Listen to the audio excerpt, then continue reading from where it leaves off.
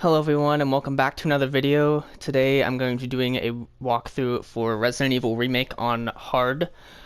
So we're just gonna load up right here. I apologize for not releasing this video sooner. I was working on, or I was doing like some other practice runs for some other games because I'm planning on uploading a lot of videos actually.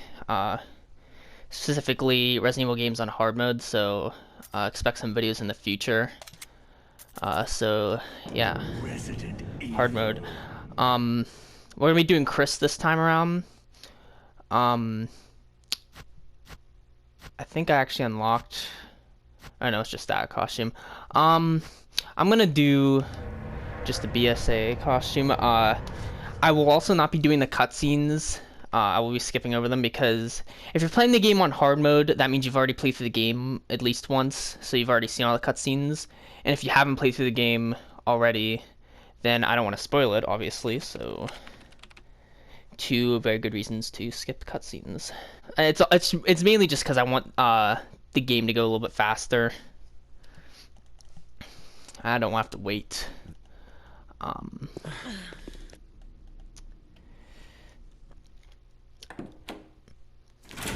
I was gonna do the stars outfit, but I didn't want to be basic, so I will be doing both Chris and Jill, so Jill will be coming out after this probably. And like there's differences you're gonna notice in each one. So we just came up on the first zombie there. It just you don't have to kill it, you just run back to the hallway. And I'm gonna try to give the basic story for anyone who hasn't played this game already. We're basically a member of STARS. We're getting chased by zombie dogs through the forest, and we take cover in this mansion, and there's like only 3 of us left, and our captain is Captain Wesker, and he and Jill just like mysteriously disappear. So now we have to we're sort of like on our own here. We just picked up the handgun. The biggest difference I'd say about Chris and Jill is Chris gets a lighter in his personal item slot and Jill gets a lockpick. And also Chris only has 6 item slots, Jill has 8. But for some reason, I don't know why, like I look at every single difference between the 2 stories and it just, everything points to Chris's story being harder, but for some reason I just feel like I do better with Chris and I don't understand why. So what I'm doing here is a really bad stair skip. I can't do it as fast. You have to to do it properly, you have to absolutely mash the button, and I can't do it that fast. So these we're gonna be running past a lot of enemies because you do not get a lot of ammo at all in hard mode or defense items, so you have to be, it's a very tight window for messing up. You also do not get a lot of heals, so you can't take a lot of damage. So the main thing you're going to want to do for hard mode is dodge the zombies. Like, you need to learn how to dodge zombies. That's something you need to know how to do because you're going to have to know how to do it. Like, I think even in normal, I have to dodge a lot of zombies just because I can't burn them all.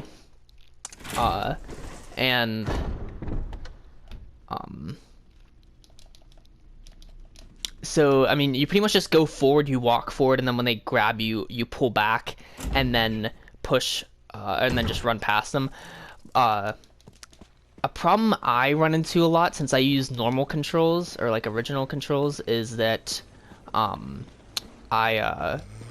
sometimes, when I try to dodge zombies, I end up, turning around because I try to press the run button too fast and I'm still backpedaling, so as a result it turns me around. But I've been working on that. I haven't been making that mistake as much, so hopefully it goes a little bit smoother, a little bit more smooth. So we're just gonna come down here, get the first key that's in this book. I'm just gonna examine it right now.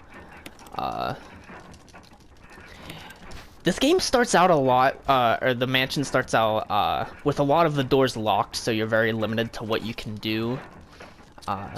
You're in the mansion pretty much like the whole game, but you do go to some different parts.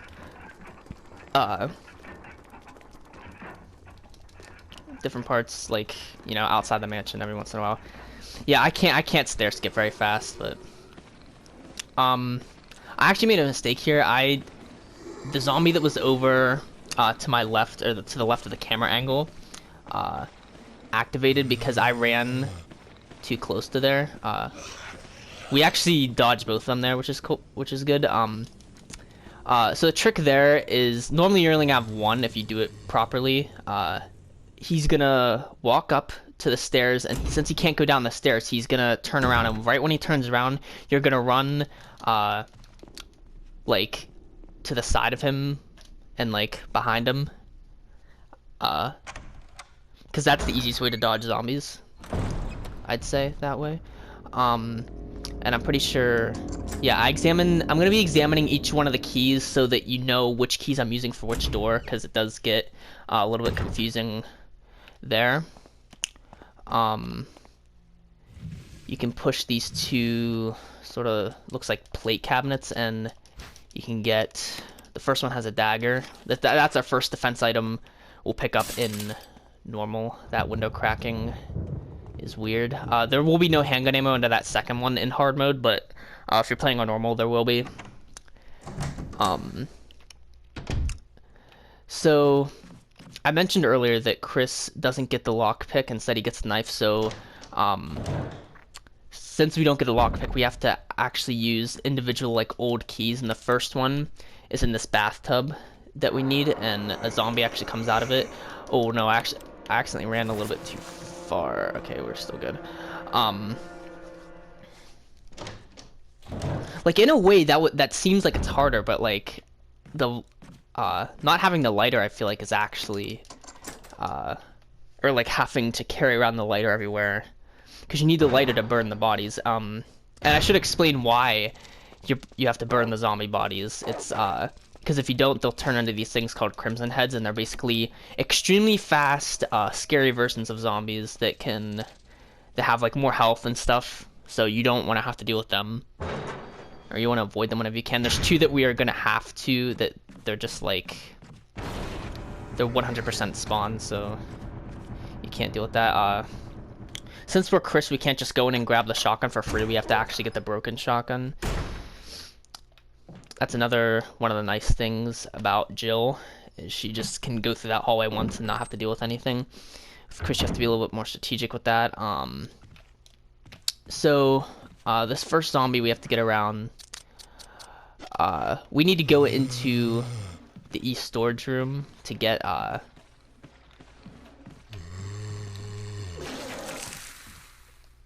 fuel canteen. And if you notice what I did right there, if you go up on the stairs, zombies don't grab you on the stairs, they throw up, and the throw up is actually way easier to dodge than the grabbing animation. So if you can do that, it's recommended.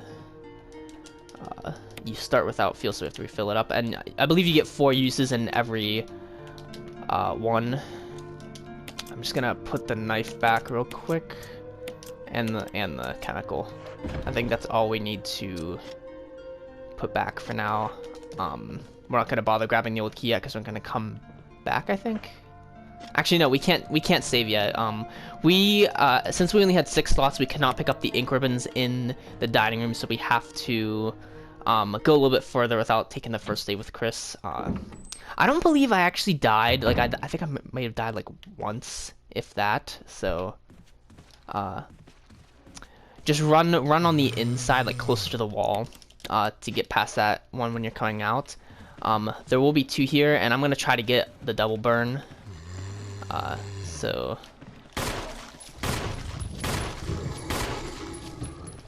I'm gonna actually try to run past. No, it didn't work. I'm stuck in a really weird spot right now. I shouldn't have triggered the second one right there.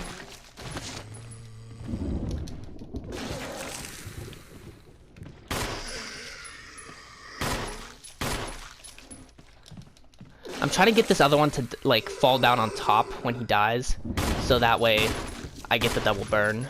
But it's a little bit. Okay, I don't think. Yeah, I definitely did not get that one, but it's fine. Hard mode's actually a little bit easier because you don't, like, in normal mode you get 3 zombies in this area, but in hard mode the third one doesn't come around like the corner at the end of the hallway, so you actually don't have to deal with him because we never have to go around there until we come back from Mansion 2 from the guardhouse. So we used 2 burns there, which is like the worst case scenario, but it's fine because we can we are gonna kill the other 2 zombies that are up in the, I don't know what you call that. I think it's called like Macabre Hallway or something like that, like in the game files. But this hallway over here. I'm worried that we won't have enough ammo to kill them, so we're gonna go in here. I can't actually remember if you get handgun ammo in here, but we need to come in here anyway to grab the dog whistle. So we can use that later. I actually ran into problems with Chris a couple times where I actually couldn't pick up any handgun bullets, and as a result I had even less ammo. So now we have what we need. I've never went out this way, so I actually don't know. I should have went around to be safe, because you know I actually am gonna do that. If you go back or like make a full circle, you'll come back out the other door, and you'll be like in a better position, I'd say. So we're gonna try to do that. This is another kind of like tricky area where you might have to use a defense item. I try to save them as much as possible, but normally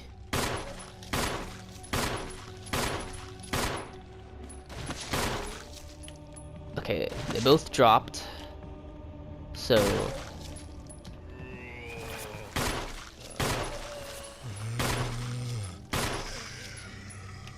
okay, that one died in a weird spot. I don't think I can. Oh, I might. Oh wait, I think I might have gotten a double burn. Hold on. If I go right here, I'm not very good with like predicting or like judging where to put. Cause there is a. I don't know. I'm gonna try here. If I miss it, it's no big deal. But I did miss it. Okay. That's fine. Well, it's not, as long as we get rid of those 4, we're fine. So we're gonna go back here. We're gonna grab the old key, put the fuel canteen back, and go over to the west side of the mansion. And if you notice why I like to run without weapons is because it's faster. No particular reason. And since you are faster, I think it makes it easier to dodge zombies just a little bit. So I'm gonna put this back. The fuel like canteen thing is like out, so we can't use that anymore. And you want at least 1 free space going into the area like with the dogs, where we have to use the dog whistle to get the imitation or the dog collar, which then gives you the imitation of the key. So yeah, always make sure you have space. After playing through the game a couple times, you'll get to you'll see like what you can and can't get away with. Wait, do I have the sword key? Okay, yeah, I do. I didn't know if I put that away or not.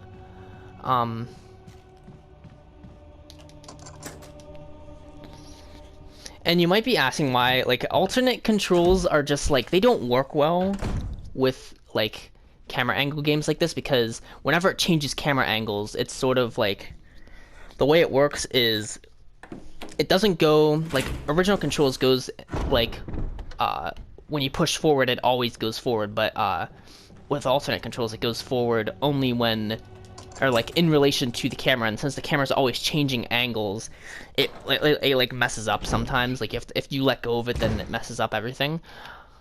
Like there is a way to do it, or like I mean a lot of the speedrunners and pros use alternate controls, but I'm just not comfortable with it. So I'm gonna blow the dog whistle. I should have equipped the handgun first. That was my bad. If you just stand right here and keep pressing the aim button, the dog, a lot of times they'll jump on top of you. I did it a bit quick that time, but we're just gonna pick that up, and we don't need to go back in here again, so we don't have to waste ammo on that other dog. We're good. We're good there. So next we have to dodge. I'm just gonna examine this real quick. Next we have to dodge, I think one zombie coming around this corner because he's in a different position in hard mode. So there's the key, or the imitation of the key. We can't actually use the key. That was weird. Okay, if you just shake the joysticks, they'll only take one bite out of you instead of like 3 big ones.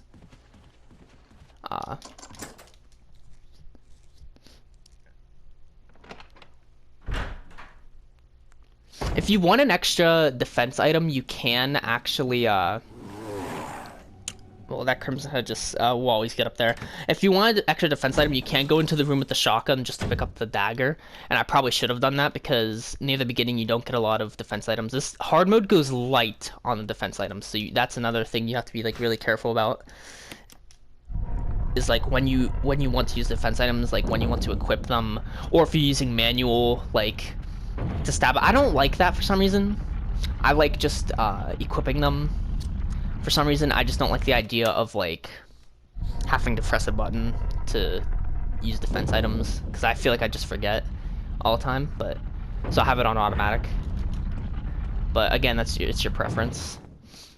I've always used original controls, so that's what I'm comfortable with. So I completely skipped over what we did there. So we just got the armor key by putting the imitation of the key in there so that the I don't know what that thing was coming after us. That's like a spike thingy. I don't know. There's a lot of weird traps in here. So there's gonna be a Crimson Head there, the one that got up earlier. So if you just run straight to the door, you should have no problem getting around him. There's gonna be 3 zombies in this area now, but it's fine. I actually don't know why we went in here. I don't think we need to go in here yet. No, we did not need to go in here. There's nothing we need. Oh wait, no, we need the chemical. My bad. Okay, I knew there was a reason we came in here. Fuel canteen. Can we get away with having that in our inventory? I'm trying to do math in my head right now. I don't think we can because we need to pick up the old key first. So we're gonna have to put that back for now and make 2 trips, I think. Or no, we can put away the sword key. We can put away the sword key. We don't need that for a while. So there we go. So we have enough for handgun ammo, old key, and then we're gonna use the chemical to get the death mask. Okay. Sorry, I'm thinking ahead a lot. If you haven't played this game before, you're gonna have no idea what I'm talking about. This zombie's gonna be around the corner now, I think. He's kind of slow. Normally he's already coming around. Yeah. So what I like to do with this guy is just stand on one side of the column, sort of bait him over, and then when he comes around, just go around it.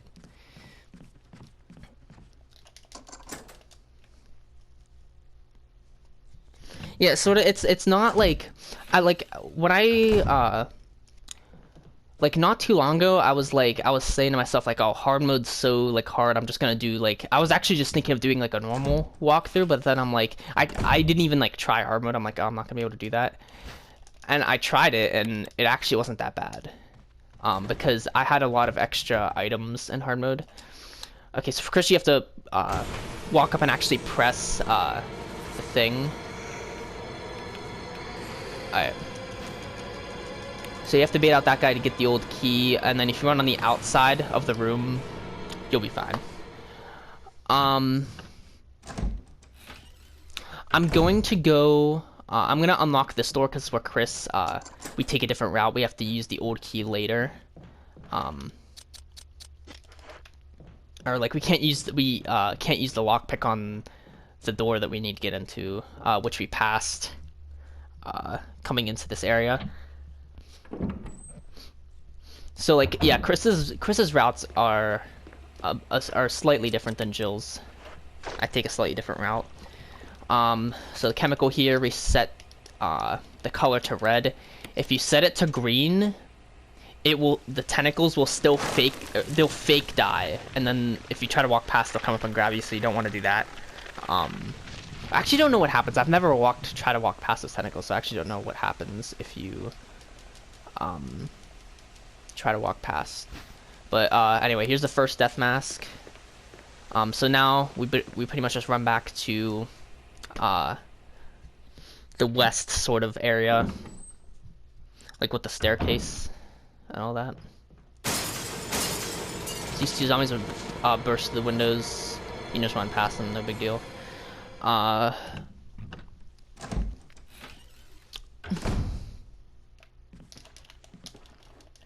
Whoa. That's kind of a dangerous thing right there. The zombie like stands like so close to the camera that you like can't see what you're doing. That could actually mess you up, I realized. Oh, I didn't take into account the broken shotgun. That's fine though. Well, we're gonna be coming back in here so we can get the ink ribbons another time too. We're gonna unequip that because flash grenades, something you can only get as Chris, are actually very useful. They decapitate or like blow off the zombie's head pretty much, and that's the other way you can kill them without them turning into crimson heads, is if you don't want to burn them. Okay, so for this zombie, what I'd like to do is stand close to the wall and then just go around, because this hallway's wide enough that you can do that. We're gonna wait to burn that guy because we don't. We're gonna try to get some double burns up here maybe. Okay, we got decapitation there, or severing of the head. I don't know what you want to call it, but that's good. We want that. What is going on here? Whoa, that was close. Okay, yeah, don't do that.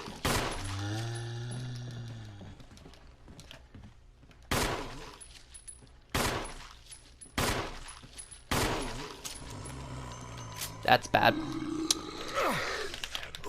Oh, fine. Alright.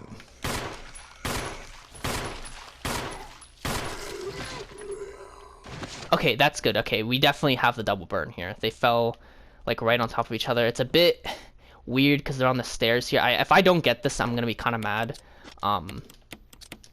But like it should work. Let me see. I think I got it. I can't tell though.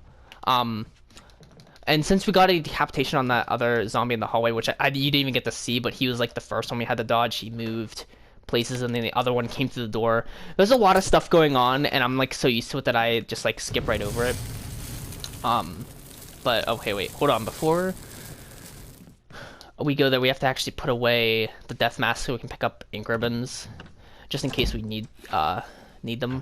We shouldn't be like in any position where we can die at all, so we should be fine there. We're gonna grab the sword key. Something I at least try to do is like organize my item box, but you don't have to worry about it too much because in hard mode you don't get as many items. And normally what takes up most of the space is healing. Yeah, it did burn both of the bodies. Okay, so that's really good. This area we got very fortunate on. We got a double burn and a decapitation. So we were good there, but we still have to burn that zombie by the door. Actually, you know what? I don't know what happens. I don't know if he comes back as a Crimson Head or not, because that zombie like starts off dead. So I actually don't know what happens if you let him go. But I don't want to find out. So, because hard mode is it's a lot more tight with ammo and everything. As you can see, I only have like 8 handgun bullets, so you have to pick and choose. Oh wait, we already burned it. We already burned that body. Okay. So I think what I'm gonna do now is go in to this room and just save real quick. I could get away with saving. Like, I save a lot. Like, I could get away with like barely saving at all. But like for some reason, I like to save a lot. Just because I don't like to have to repeat myself, so I have to if I have to reset the section, I can.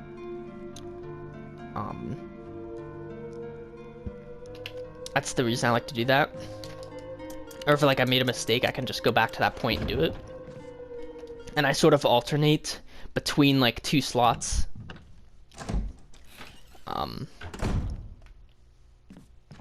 Okay, so now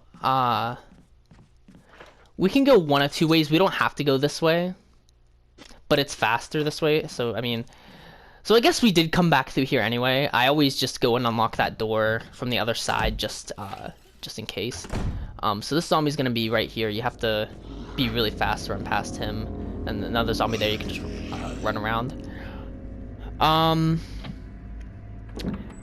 We actually don't have a lot of ammo, and I don't want to risk. I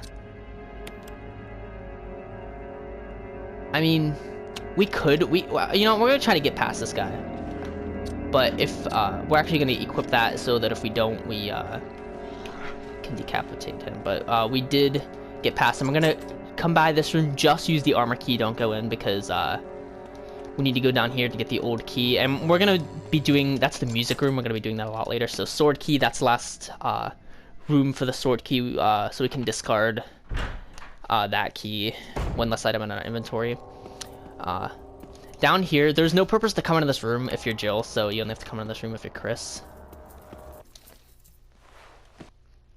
And if you're Jill, you can just use like the item or like you can just put the sword key in your item box. You don't have to use it the last time. So for the zombie on the ground, if you sort of stand over here, he'll go over that way. You don't want to get grabbed by him because I think he does, even though he only like eats your like legs, like it seems like they always do a lot of damage, and I don't know why. Alright, so this zombie coming back around will not be looking at us, so we can run on the wall around him. Normally I kill him, but I decided I was gonna try to dodge him a little bit. We do that's one I normally get rid of just because I walk through that area a lot later. I don't know if I'm gonna pick up the ink ribbons yet. I'm gonna just hold out on the ink ribbons. I don't think I need them yet.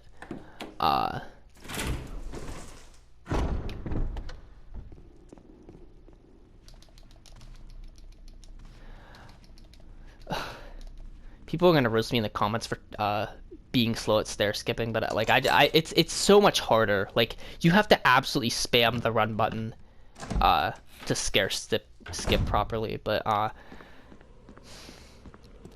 so we're coming out of this area. If you're Joe, you get a grenade launcher out here, but Chris, you just get nothing. Except a dagger.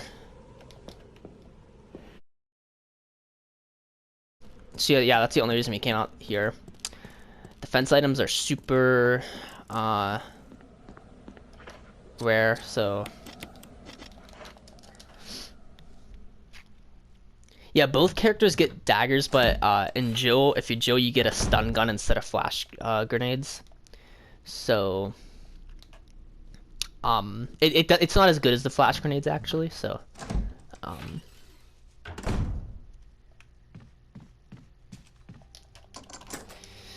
Alright, so next is Richard. We got to We're gonna go in this room. Basically he's whoops.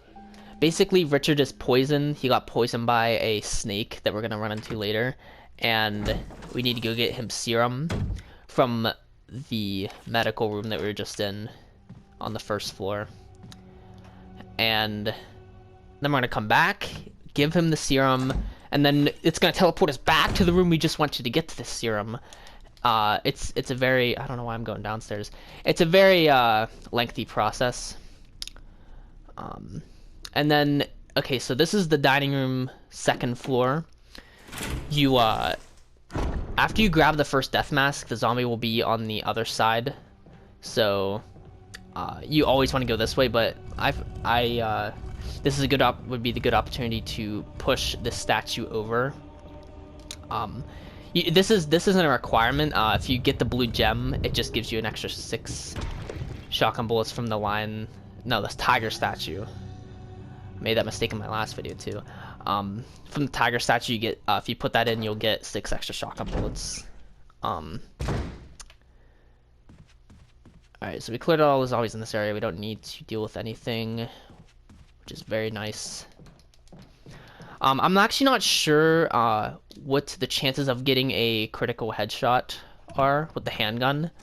I'd assume it's something like 1 in 10, because that seems pretty reasonable to assume. Because it's not very common, but it's not like it normally happens at least a couple times a game.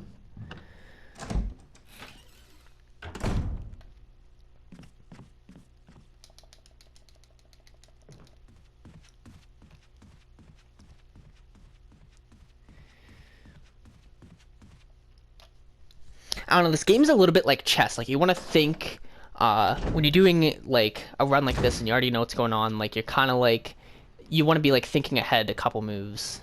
And so, like, the reason I didn't want to kill that, zombie downstairs where we had to use the armor key and the sword key to go get, like, the old key, the reason I didn't kill him is because there's another zombie, that's, gonna be coming up really soon that if you don't take care of, he will actually come into the room with you while you're trying to get the musical score. I wish I knew the names of all these like hallways and stuff, but I just can't. Like, it doesn't give names like in Resident Evil 2 or 3. Like, if you look at the map, it actually tells you. Alright, so yeah, I teleport us back to the room. I know I'm skipping through all the cutscenes, but there's actually Rebecca was there with Richard. She's like she actually comes into play later. We actually have to save her from a hunter. Because we're going for the best ending here. So we're gonna be saving Jill and Rebecca. Just because it's the most challenging, so we're saving both because we're a nice person. Alright, so again, I got a little bit ahead of myself. Like, I forgot that we were getting teleported back to that room, so we didn't even get a chance. If you're Jill, that doesn't happen because Rebecca's not in Jill's story. So after she gives him the serum, she just can run past him. There will be a zombie here. I'm picking up the screener because I took some damage a little bit earlier.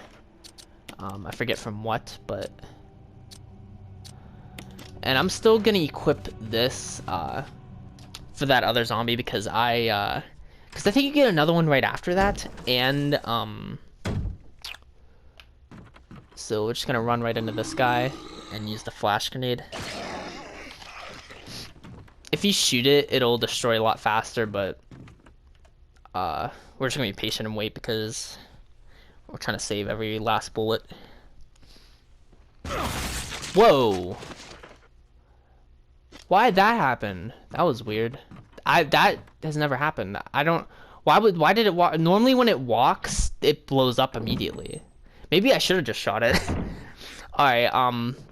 So that's a scenario where it's better to do as I say, not as I do, because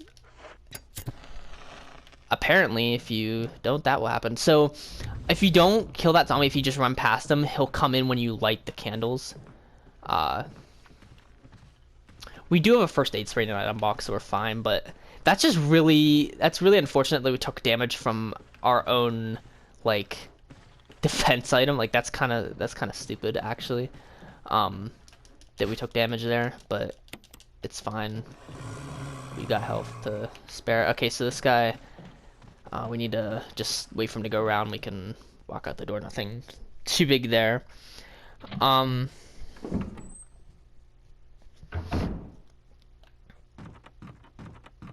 don't know if I want to use that green herb or not. I might try to save it for later, but I think I'm gonna wait and use the first aid spray because I don't want to like be on caution or something. And also I want extra spaces for death mask I'm about to pick up in the armor room. Oh, he's gonna come out early, isn't he? I really don't want him to come out early.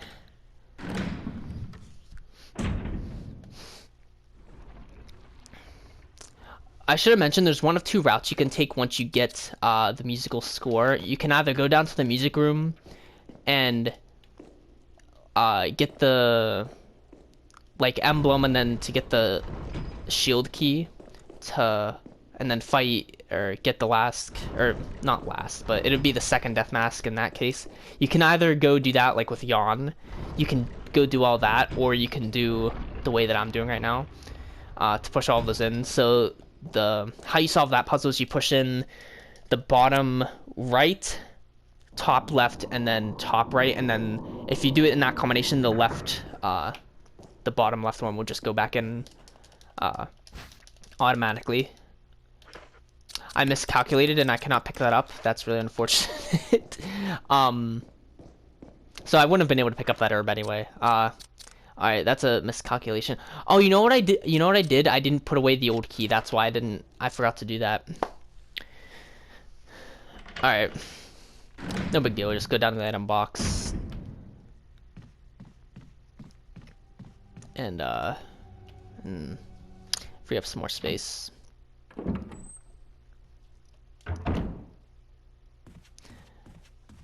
I'm actually gonna use the armor key real quick so we can put that away. Alright.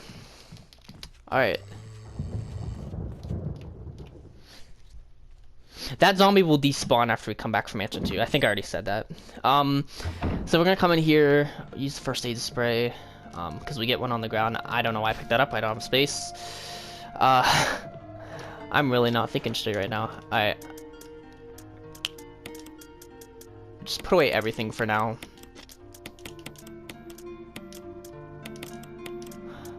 I didn't know flash grenades did that much damage. Like, I don't think I've ever really taken damage from them. I think I did once. But I didn't know they had that much of a range. Like, it must have been, like, right on the edge. And since it's hard mode, like, that just doesn't fly, I guess. Like, you just take half your health. Alright, so I'm just gonna try to put everything away. I think we don't really need anything for the next thing we're doing. Okay, so since we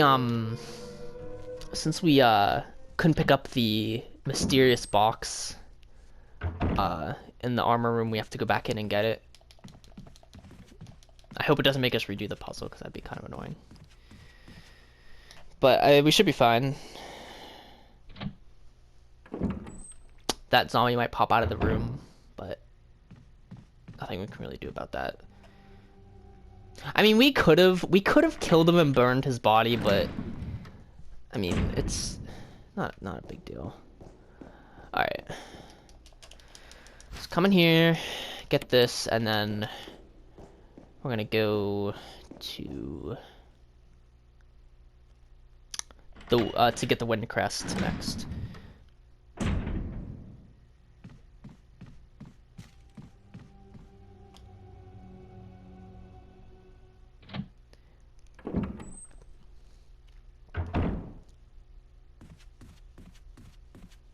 getting the Wind Crest is also not a requirement, but it's highly recommended, especially for Chris, to get the Magnum.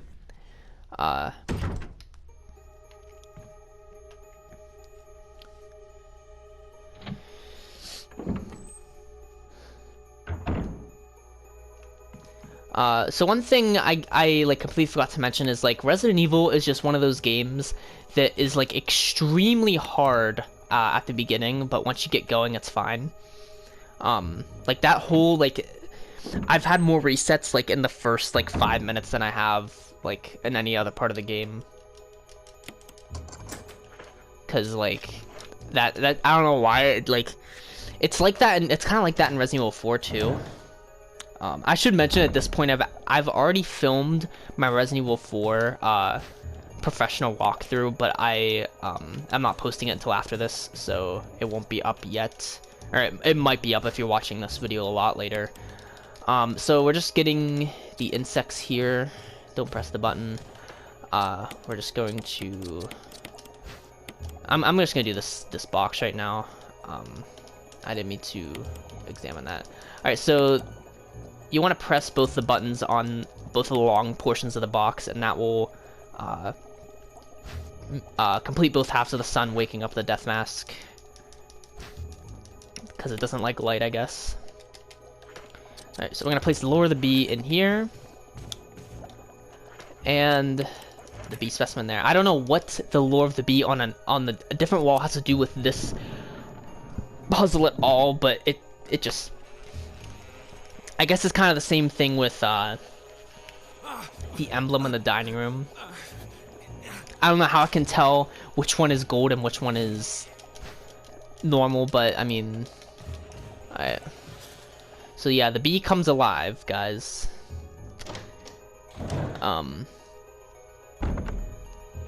It's weird, it's like, it doesn't seem that scary in this game, but like... Here, I'm gonna pick up this red herb since we have space. It doesn't seem this scary in this game. Or in a game, but like, in real life, I don't like bees at all. I don't like anything that flies. I don't like insects, I don't like birds.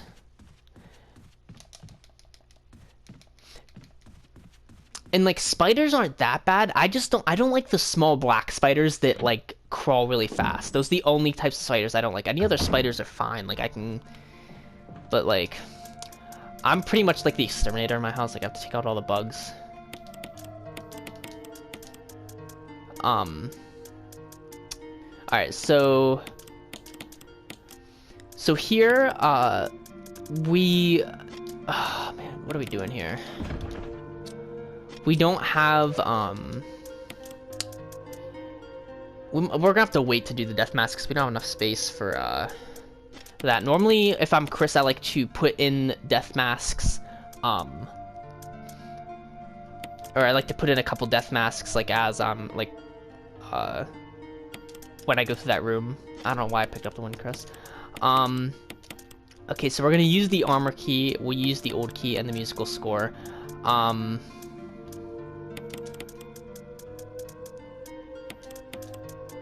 You know, we actually don't need to kill any zombies in that area. Like, we should be fine, actually.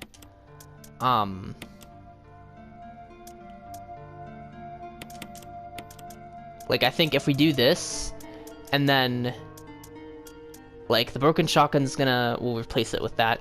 I'm gonna see if this works. I'm gonna see if we can get away with, oh wait, do I have the fuel canteen? Where's the fuel canteen? That was one of the things I needed. Alright. We got that. We're gonna save now because it's been a while. I'm definitely spacing out my saves a lot more than usual, so hopefully that doesn't come back to bite me.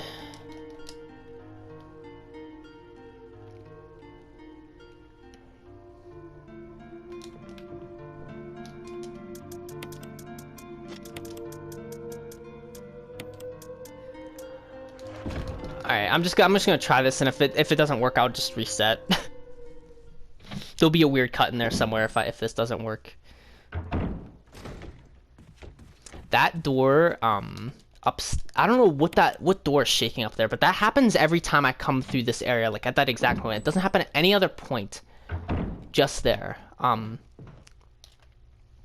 So you don't want to go, you don't want to, like, I guess it would be right for Chris, like, towards the camera. You don't want to go that way, because if you do, you're going to trigger another zombie, or you're going to trigger a zombie coming out of that room. And, it's going to be very hard to go back, because you can't really see that zombie, because it's, out of the camera angle. Alright, so you want an extra space here, to take the shotgun. So you want to make sure you have an extra space. If you're Jill, a zombie doesn't come to that room, so you can actually just use the armor key, and discard it before, coming into this area, if you really need to. And, I actually did my practice run for Jill yesterday, and I realized that you don't get any incendiary grenades. So there's two zombies in that hallway now. I know it's kind of hard to see, but there's one behind, like, the door that we just walked through, and then there's the one that comes out of that, like, hallway. I know it looks like the door opening noise is that one coming through, but it's not. So for this one, you want to hit, there's 3 pictures here. You want to hit the first one on the front side, and then the second 2 on the back side, and you should get orange, purple, green, which is the same colors that are on here. Sorry, my voice is getting a bit crackly. And I guess we have to pick up the death mask. I mean, you don't have to, but... You know, actually, we're gonna not, because we're gonna come through this area later. I'm pretty sure. And I don't think it's a big deal. I mean, actually, no, we're gonna take it because, okay, wait, let me think. Blue gem, shotgun bullets, musical score. You know, we should be fine. I think we'll be fine if we do this, actually. So. It's been a while since I did my practice run for Chris, because, like I said, I was doing other games. Okay, so this guy, you just run like that. You can, the graveyard is one of the places where you can actually get away with killing zombies and they won't turn back into Crimson Heads. They just don't, they're an exception. They just don't, their bodies disappear. And there's like the pale zombies, like the pale skinny zombies in the laboratory. They also do not turn into Crimson Heads. So, still can't pick up those engravings. I mean, we don't really need them. I wouldn't be surprised if we went the whole game without picking them up. Alright, so there's the blue gem. I actually shouldn't have picked that up yet because we need to come back and get the emblem. Because, yeah, we need at least one space to pick up the musical score. So if you... don't do what I did. Instead, pick up the emblem. Pick up the emblem instead of the blue gem. I don't know what I was doing, because now we actually either have to dodge... Or no, we don't have to... We can just kill this guy. Okay, we got lucky with the decapitation there.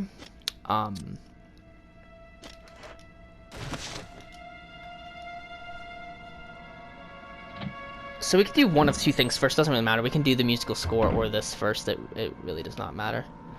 Oh, that's never happened before. That was weird. I've never had that happen before. I guess I wasn't paying attention. That's like the easiest dodge in the game. I can't believe that happened. Alright, no big deal though. We're fine. Starting to make some mistakes here, but it's fine. We're like nothing major. Like I made so many mistakes in my practice runs, and it turned out fine. Like I was like more than fine. So this is the tiger statue I was talking about way earlier. When I pushed the statue over the balcony, or whatever that's called. It's weird. It's like I can't. Some of the architecture in this mansion I can't even explain because it's that like. It's like it's an older mansion, but it's like, but it's a really nice mansion for its time. Like that's kind of the vibe of this place. It's very like luxurious, but it was like this takes place in 1998, so it's like alright, so I'm gonna push this by. You only actually have to push it once, but I pushed it twice so you can actually see the musical score behind here. Combine the two and you get the full sheet music for the Moonlight Sonata, which Chris actually cannot play the piano, so Rebecca has to play it. So we're gonna let Rebecca play, and we're gonna go out. Actually, this is a good opportunity to go out and get the emblem, because we need the emblem above the fireplace next.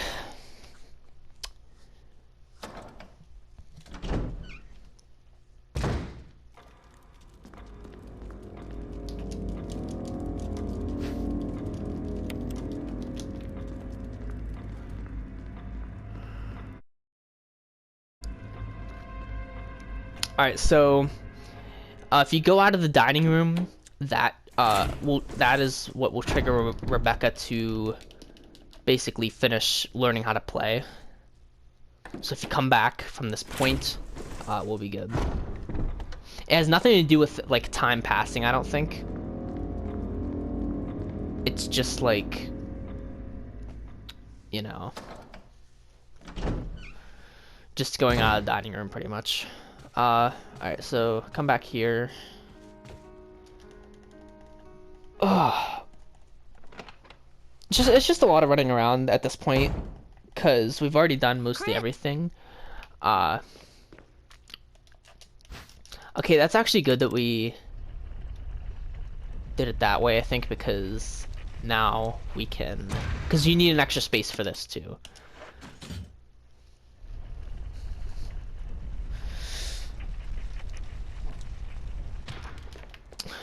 Alright.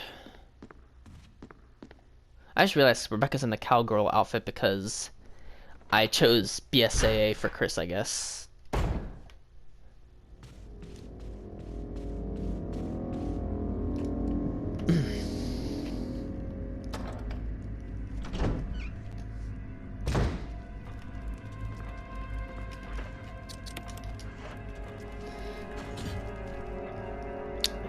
So we put the gold emblem here. I don't know what the difference is between those two emblems that makes the clock unlock like that, but I mean...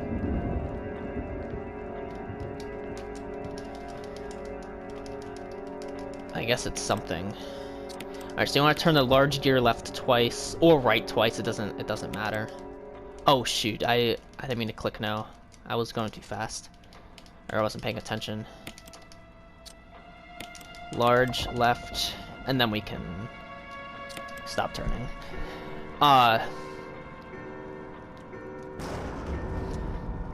So basically it's the large gear is going through the head and the small gear is going through the armor, just like the picture on the left there. I always just thought the answer was 6 o'clock, but because it was 6 o'clock, but it wasn't. So don't really need those ink ribbons, honestly. Like, I think we'll be fine.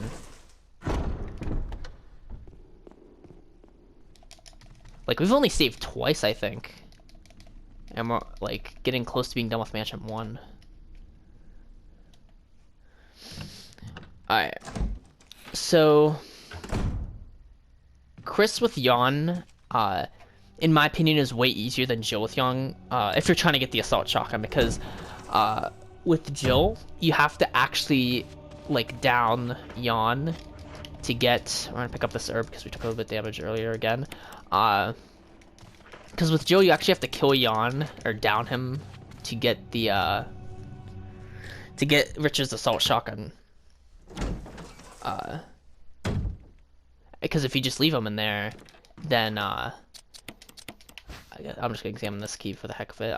It's the shield key. Use the shield key. It's the only room they use the shield key on. But Chris, you just have to, you get the Assault Shotgun later, at the residence, or the guardhouse. There isn't shotgun bullets up there. There will be if you're Chris playing normal or lower. Okay, so Chris, you don't have to do anything. You just take the death mask right out. It's no big deal. Yeah, Snake's very scary. I guarantee you that one, this boss gave a lot of people nightmares.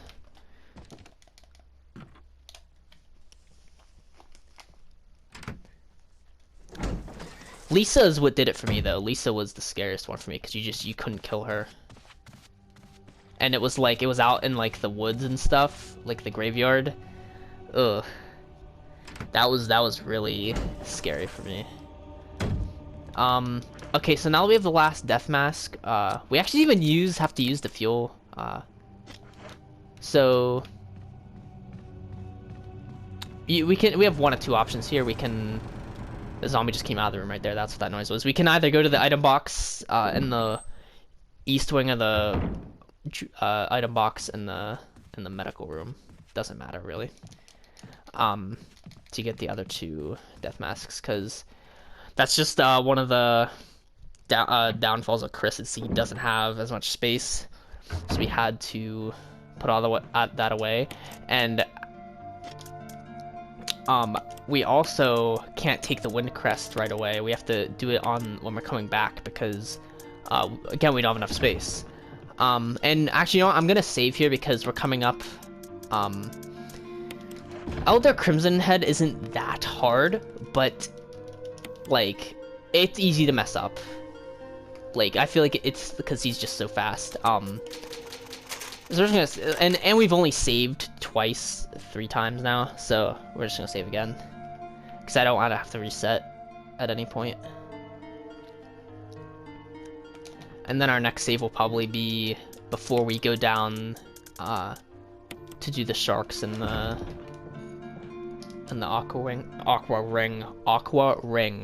I couldn't pronounce that for some reason. Aqua ring.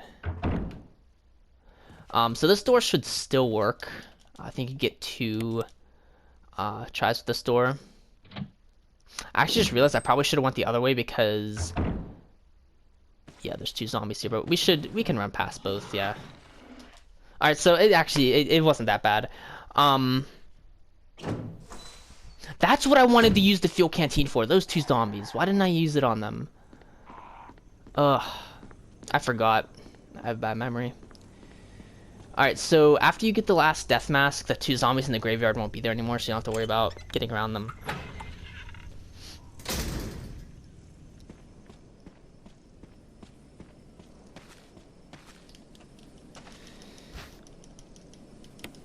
Alright.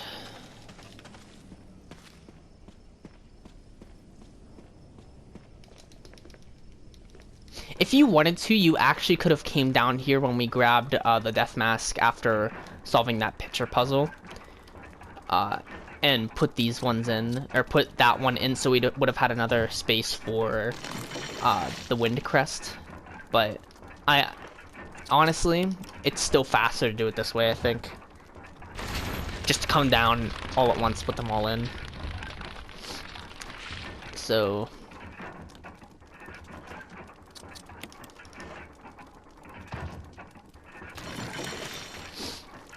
it's about to drop. The coffin's about to drop.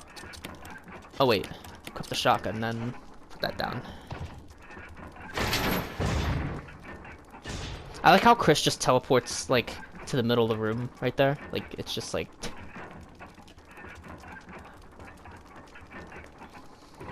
I like how they try to make this kind of like a hell vibe, like that, like the Crimson Head's like the devil, and then you got the fire and stuff like underneath the ground. All right, he takes. Oh, he just tried to grab me there. He takes 4 shots to kill, so not that challenging, but still want to be careful. You get handgun ammo here in hard mode. Gonna reload that. Equip. Press the button to release the lock, and then get the stone and metal object, which we need to move on to the other areas, like sort of outside the mansion.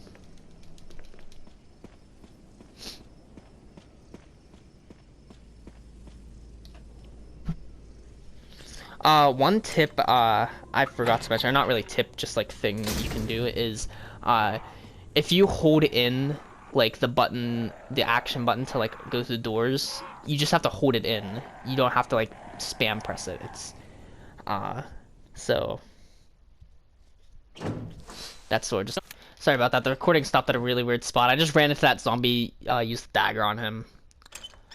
I should probably check to see if the recording's still good, but I'm lazy, so hopefully it's fine, and I don't have to redo this part. I hope it didn't cut off too much. But so there's a dog that comes out there. You don't have to worry about him. You just put it in the metal object, run past, and he'll despawn after we come back. But in a way, my recording stopping is a way to like tell how much time I'm in. So I'm about an hour in right now, which I think is pretty decent time. I think I could get through this game in like 2.5 if I'm lucky. Probably a little bit more than that, but all right. So we gotta come out here. We're gonna put this first on the west. It changes speeds, so be careful with that. This is a very scary environment. I mean, the whole environment of Resident Evil is just scary, but alright, so first one's west, second one is north, and that will open the gate down here.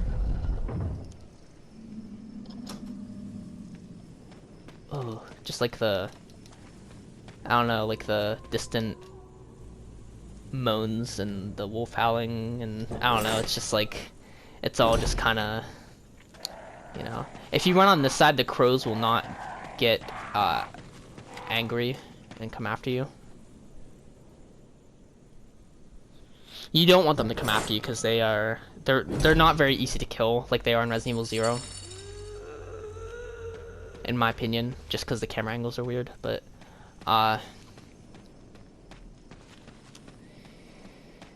we're just walking up here. This is honestly like every single one of my nightmares is this environment right here. Just the freaking woods at night. It's foggy. It's a full moon, and then the cabin.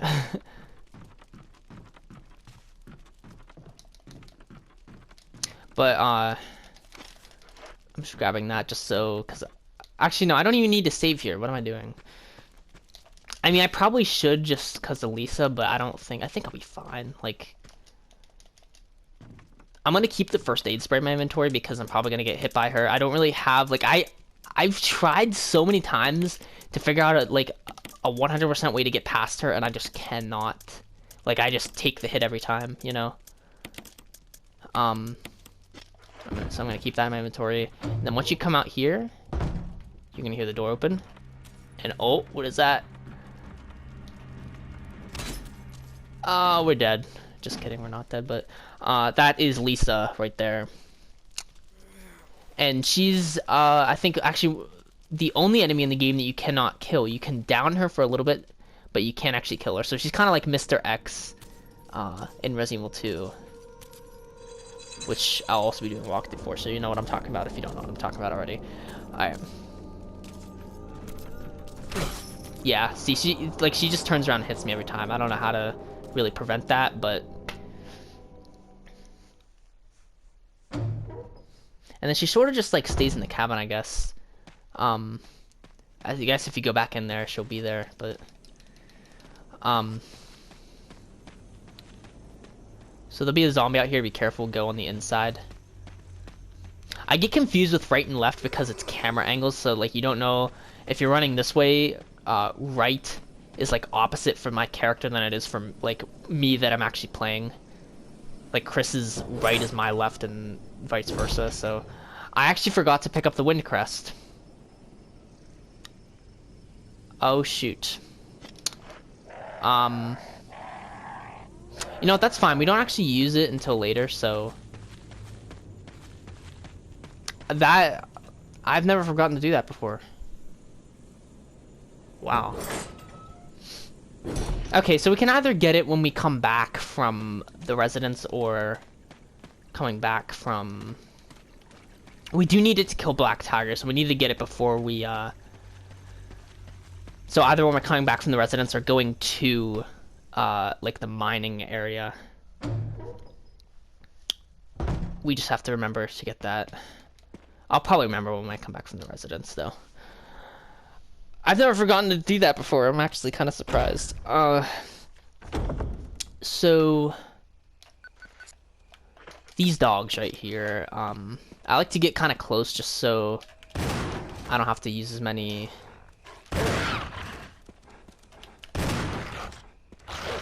Oh. A bit feisty. Oh my goodness. I'm out of defense items? What the heck?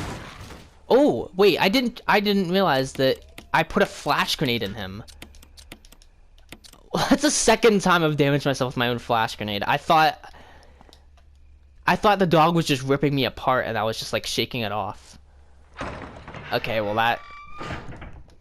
Hey, at least I got rid of the first aid spray. That was... okay, well, anyway.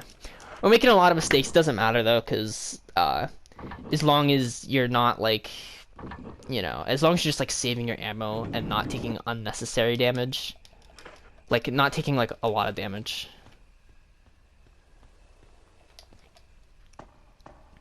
Like, you just have to be generally good. You don't have to be, like, perfect.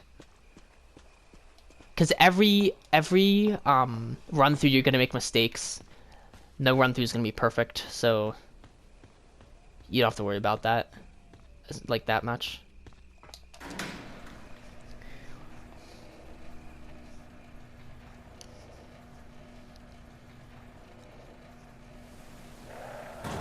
Alright, so if here you just want to run on the inside so you don't aggro the crows like that.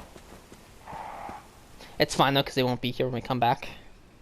So if you do aggro them, it's fine. Alright, so we're coming up on the residence or guardhouse, whatever you want to call it. I call it the residence. Just because that's what the names of the keys are.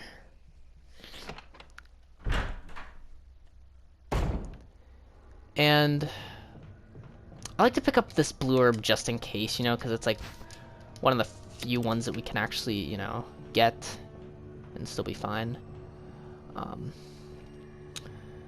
so I'm going to push this box over the hole, which we need to do so that the Plant 42 tentacle does not come up through there and grab us. If you push it over the hole, like to the side over here, to the left, it won't work because the tentacle will come up through the other hole and grab you. That's the way you're meant to do it. You're meant to push the box to there and then climb over all three. I always just kill the spider. Oh, whoa. It took 3 shots. Normally it does not take 3 shots like that, but I'm gonna come back get that herb later because I don't know if I have enough space or not. That zombie up there, I've never had him drop down on me, so I don't normally kill him. He just uses bullets. You just have to come in here to grab the red book, and then if you feel like it, the first aid box, which I actually should have picked up the green herb and combined it with the blue herb, because now I don't have space to pick it up. But it's fine. We don't need. Oh shoot. I'm learning a lot of things in this run through. I don't know why. Like, I didn't know that you could, that stunned you if you walked behind the spider like that.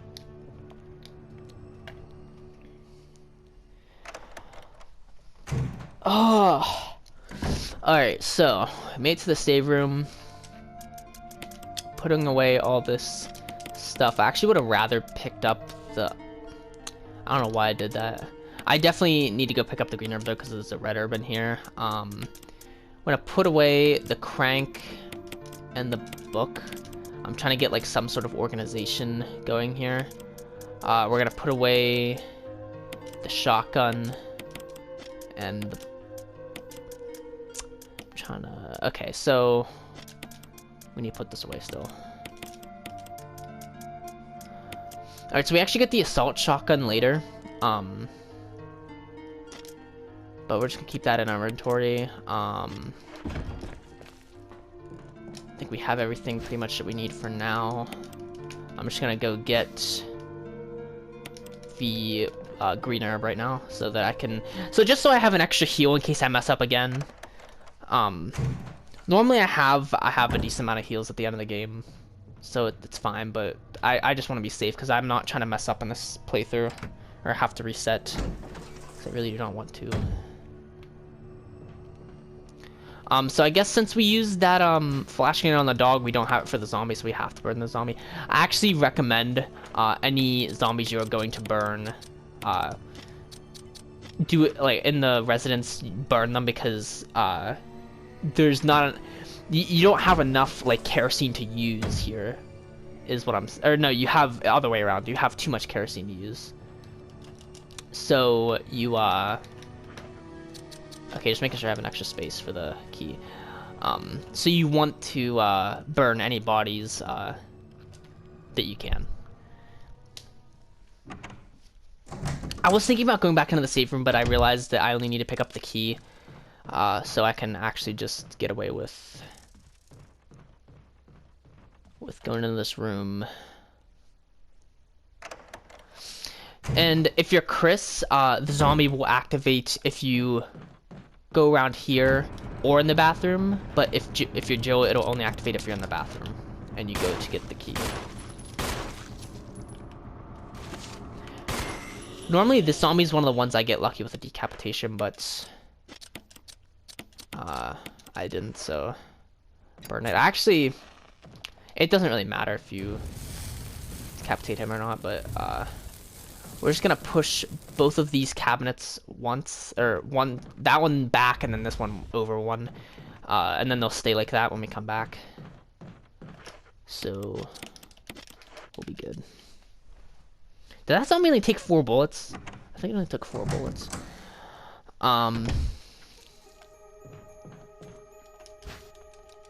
Alright, residence key.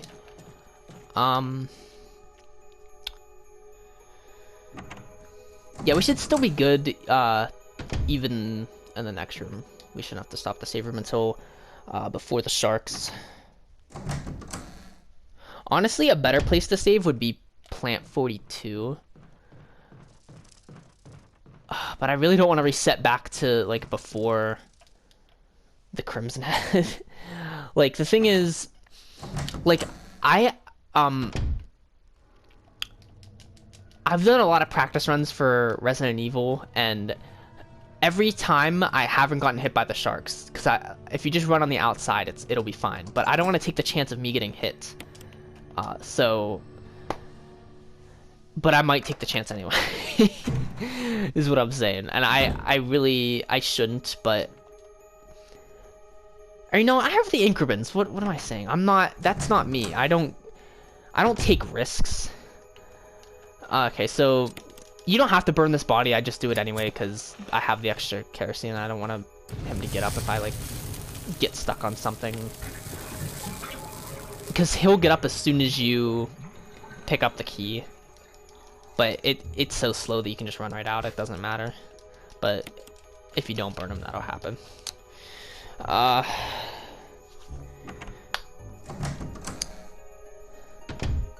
Yeah, like, the residence is normally a place I I find myself saving quite a bit, because I need to save when I get there, before the sharks, before plant 42, after plant 42, and then right when I come back from the residence because of the hunters, and I don't want to instant die to them. So I'm definitely gonna save, refill the kerosene, and then put away the healing items. We don't really need any weapons. We're not killing anything down there, I don't believe. So, I mean, we don't need any weapons. But, I mean, we could... I don't know, I'm trying to decide what I'm doing right now. If I do this, and then take the book, I'm gonna have 2 spaces free 1 for the key. I'm gonna use, okay, I don't know, I'm gonna try this. I'm gonna try just making a full run for it, because I think I can do it. As long as I don't take any damage. I think with Chris, you don't have to go back to the item box before fighting Plant 42 because you can, because with Jill, you have to use the grenade launcher, and I normally don't take the grenade launcher the whole way down there. But, I mean, I should just because you don't shoot the sharks at all. But I'm taking the shotgun, just as an extra 6 bullets for Plant 42, pretty much. And hopefully I'm not thinking too much far ahead, and hopefully I have enough space for that. So yes, you heard me correctly, there are sharks in this game. You might be asking, well, how would there be sharks? We're not near, like, any ocean or water or anything. Like, we're in the middle of the forest, you know? You're gonna be surprised here in, like, 2 seconds. That ladder I exposed a while ago leads to a very interesting place.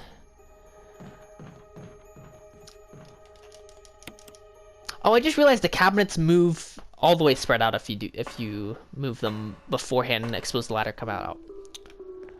Ooh, what is this place? There's some pretty nice music too.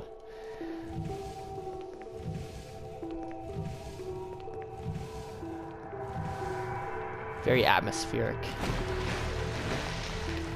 Alright, so we're just pushing these 3 crates in to the water so we can walk across.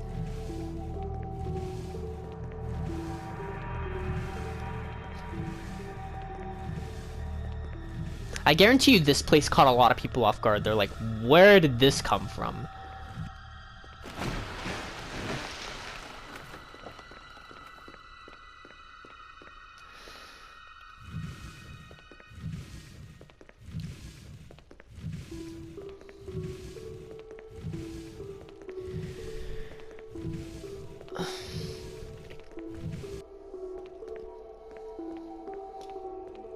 Trying to think of stuff to talk about, but I can't. Like, I've already said everything. Like, I've already said what I'm gonna do with the sharks. I've already, like, talked about Plant 42. Oh, another scenario for Plant 42. I think this happens if you don't save Richard. Like, you don't give him the serum. I think you actually have to go or play. You get to play as Rebecca and like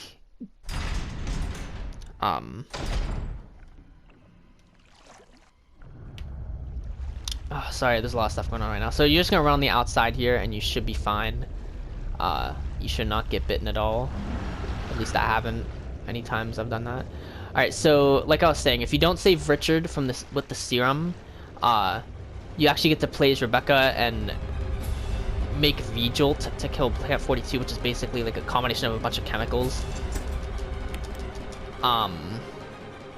And also, if you get poisoned by Jan as Chris, Rebecca will come in and you'll have to go play as Rebecca to get the serum for Chris.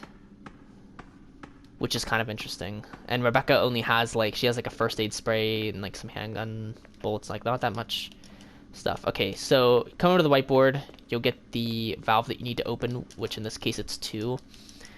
There's 3 valves and it's completely random which one you're gonna get. I've gotten a different one every time. I've done practice run. Alright, so the shark's trying to get us by breaking the glass and like absolutely flooding this place. And I've actually never seen what happens if you fail. I don't know what the animation is. I don't know if it just says, oh, you're dead, or if it like actually shows the glass breaking like under the pressure. Alright, push 2. 50% of pressure threshold. Activate emergency drainage system immediately. The critical does go up a bit faster for playing on hard mode, but it like it still only got to 50. Like it's not that much, you know, different.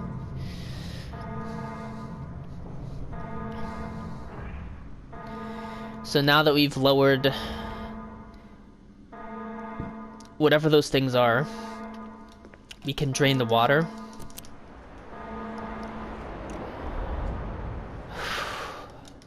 And just like that, it's so calm now.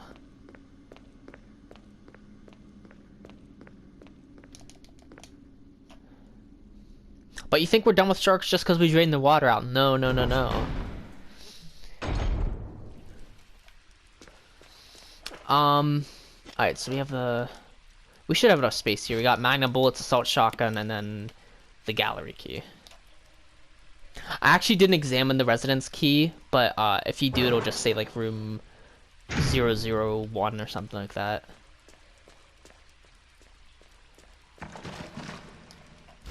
Alright, so the assault shotgun comes down here because Richard, we skipped the cutscene, but Richard actually got eaten by a shark. So...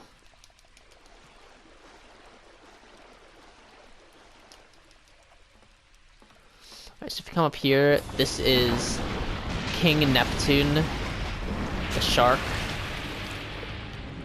I actually don't know if it's a male or female, so it could be queen, but I think it's a male. I'm pretty sure it's a male.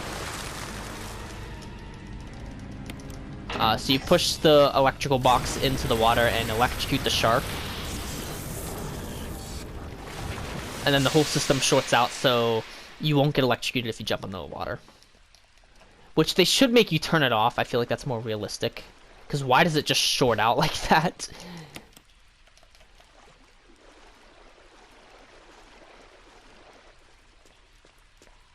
And this shark over here, he can't really hurt you. He's just sort of there for... Just chilling. Because... You know...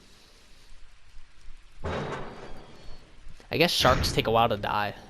From not having... water. Or oxygen. I don't know how it works.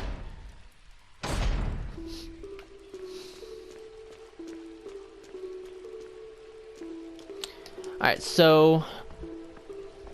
We're just going to go back up now since we have the gallery key. Which I'll examine right now, just so... Oh wait, you don't have to turn this one around, it's just gallery. That's the reason why we couldn't go through that door originally, because it was locked, and because there was water. So I guess kind of makes sense, but it was locked from the other side. We unlocked it.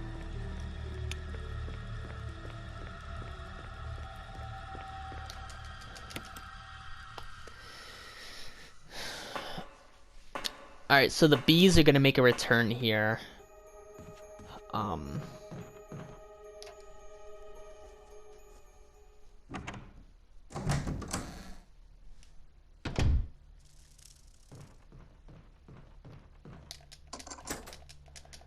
so that's the only thing we need the gallery key for. We pretty much use the gallery key, come in here, get the, I forget what it's called. What's what they call it? The insecticide or something? But yeah, there's bees here. This poor guy just got absolutely attacked. Yeah, insecticide spray. Be careful if you're turning around there, because I've had one time where the bees have just like all come at me in like a straight line, like super coordinated, and just like stun the heck out of me and like almost killed me. Like I was at danger when that happened. It was a really long time ago though, but I have had that happen. That time the bees were not coordinated whatsoever. I had no problem at all. They weren't even like close to me. But it's all random number generation, so yeah, we spray the stuff in the giant bee's nest. Like part of me like wonders, like, is the virus affecting the bees and the sharks too, or are they just like that mean? Cause like I feel like bees wouldn't come up to you and try to sting you, you know? Like if as long as you leave them alone. Like I feel like these bees are like actually like aggressive.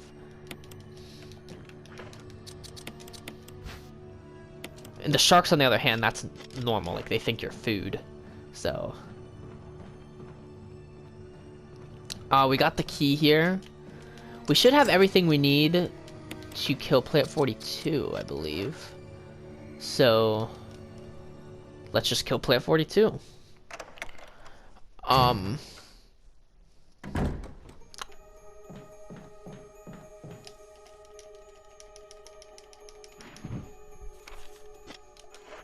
I have a bit of a formula for killing him. Yeah, that's Plant 42 definitely has a gender. So Plant 42, pretty much, when the, I'm just reordering the books here real quick, to unlock the door. Plant 42, has like a center that opens up, and that's basically the only place you can damage it. And,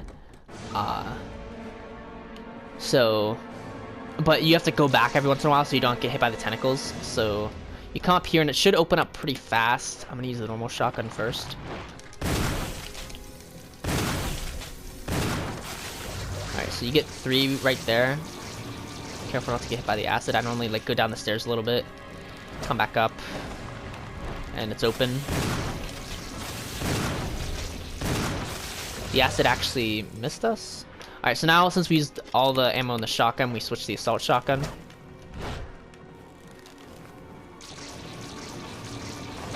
Open.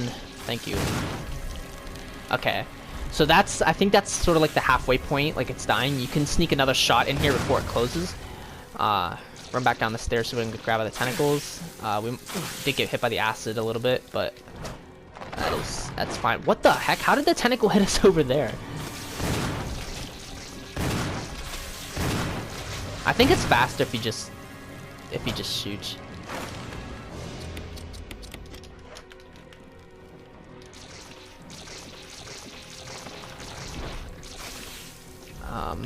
This should be pretty much it. Okay. Yeah, we snuck one shot in before it died. Alright, that was actually kind of close. We caught it like... I don't know, we still had 6 shotgun bullets left.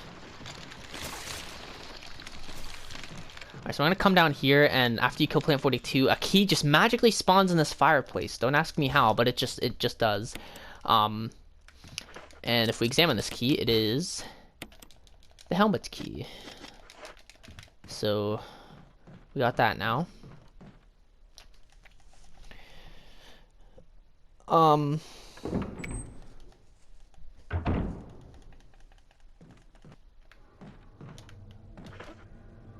we actually have space to pick that up. I mean, I don't think we're gonna need that, but should be fine. Like, and if I can pick up any meds, I normally do, just cause you know, why not? Like, we're going back to the item box right now real quick just to save. Alright.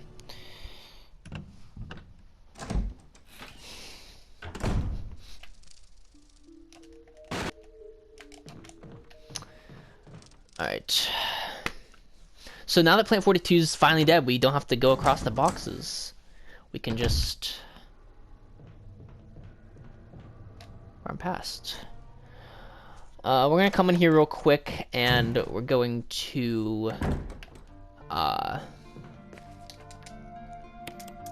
put the shotgun away.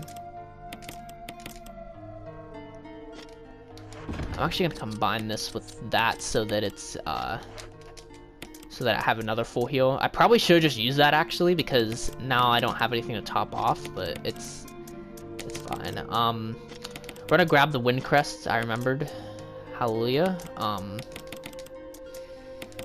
Okay, so we're just organizing some stuff here. We don't have the magnum yet because we didn't get it. We forgot.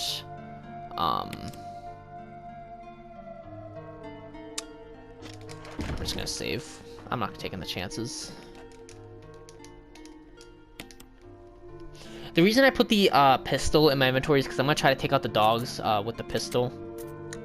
Because I'm kind of running a little bit low on shotgun ammo, but you do get more, and I need the shotgun ammo for the hunters. Like, not even a question.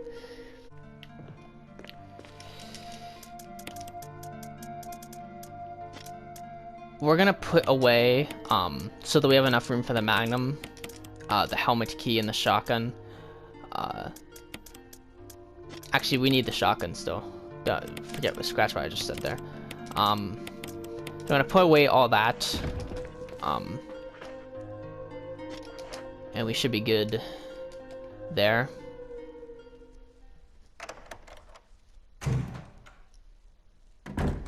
Oh, wait, hold on. There's gonna be zombies in the graveyard. Zombies in the graveyard. Spawn are gonna be there. So I have to take the fuel canteen. Just because I don't want to use flash grenades on them. Or I only have one, so.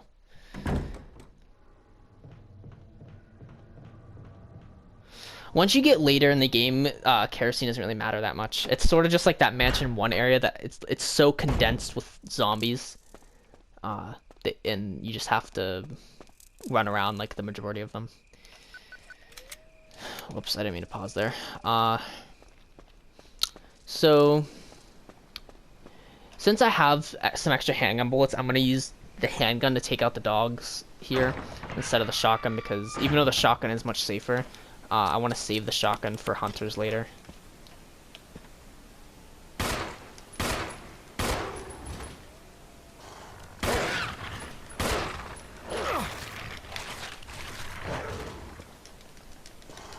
Aim down. Hello? Why is it not aiming? I was pressing the wrong button, that's why.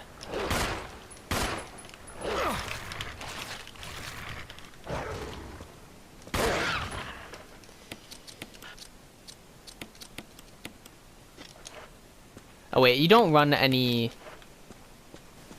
If you're holding your side, you don't run any faster or slower with or without weapons, so you just keep it equipped, I guess.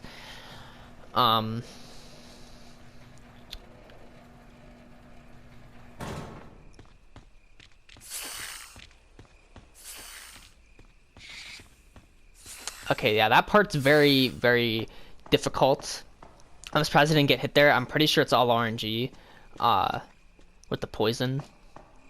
So,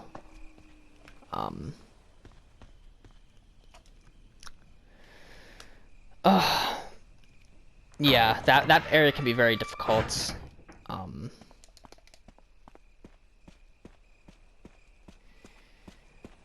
But that's why we pick up blue herbs. Is for just for that area right there, because we have to pass it twice, and the game for some reason just does not want to get you wants you to get through there without getting poisoned. So, unfortunately, since we forgot the magnum, or not the we forgot to get the magnum. We have to go down in this area and get it. I also just realized that I'm not gonna have enough space to like pick up and move 3 of the crests, so it's also gonna be a little bit slower there. This you should never have to do this because in the cabin you should just remember to get the wind crest. I've never forgotten to do that before, so this is all like really new to me. Okay, that zombie's head got destroyed.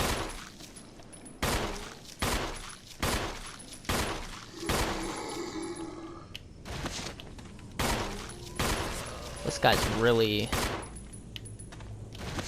Okay, he's dead now. I'm gonna burn him because we do have to come through here later. You won't have to do this, what I'm doing. I was just really stupid and forgot. Normally you can just walk past the crows, because the crows will be in this area if you come through here earlier. Alright. So... yeah, we can only pick up 2. Because we needed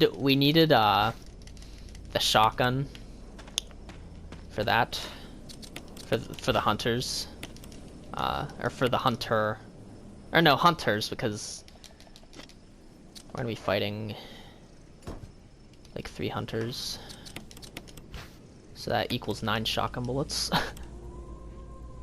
And we did pass some shotgun ammo back there. The only reason I didn't pick it up is because I wanted as much space as possible for this. Because if I would have picked up the shotgun bullets, and I would have only had 1 space, and I would have had to go back and forth 3 times instead of twice. This is a lot of effort, though, to get the magnum. It's not like it's not a hard puzzle at all. It's just like the freaking magnum is just so time consuming to get. But we need it, so we have to do this. So Yeah, we blew that zombie's head off, so I don't need to worry about him.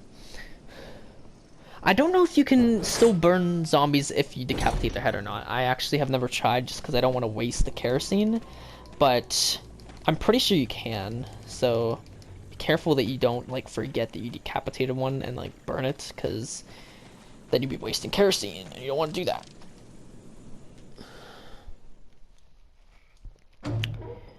Alright, so now that we've got the magnum, we're all caught up now. For what we need to do, we're gonna equip the shotgun and reload it. That's one thing I like forgot to point out. Don't do manual reloads in this game. Always do inventory reloads. Or not manual reloads, automatic, like I guess it would be. Like if you're just like shooting, you run out of bullets and you press the trigger again, it'll reload your gun. Like, and it's like a super long animation, so don't do that. Otherwise you'll probably take damage from whatever enemy you're fighting. So I normally like to turn around and shoot him right away. I actually got lucky and he only took 2 shots. I think the health for the hunters is randomly generated, because some of them take 3 shots with the shotgun, some of them take 2 shots, and I haven't really found a pattern to that yet.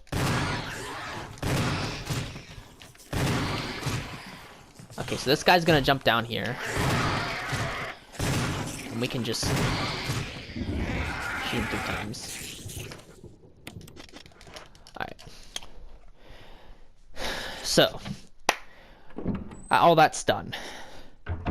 I'm gonna save here. Oh wait, hold on, let me... Oh wait, no, it's out of kerosene. Never mind. So... The magnum, okay, we want to take out the helmet key. See, this part's kind of tricky because I don't know if I want to use the shotgun to kill. I need the shotgun to kill the Crimson Head, but like I'm always like really confused in that part, and I don't know what to take. But I think I'm gonna not take the pistol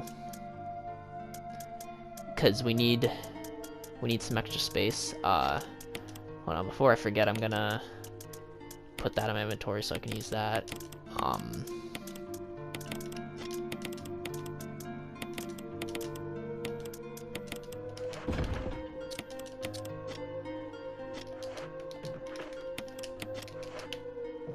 Alright.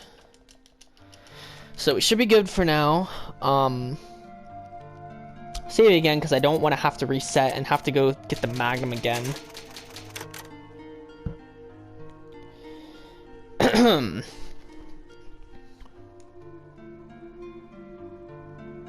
We're doing pretty good though on saves. Like, I'm actually kind of impressed. We didn't even pick up the ink ribbons in the dining room, and we're still 3 left, so we'd have 6.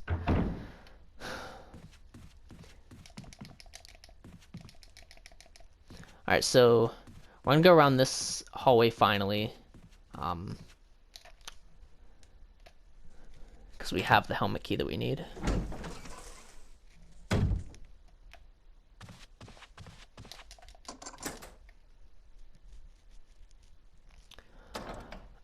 Alright. So in this room you have a statue to push. You push it the whole way to the end. And something freaky is gonna happen here. Basically, the walls are gonna start moving in. And you can be like, oh my god, I gotta get out. But then you don't realize that the statue can actually hold the pressure of the walls closing in. So you don't need to worry about it.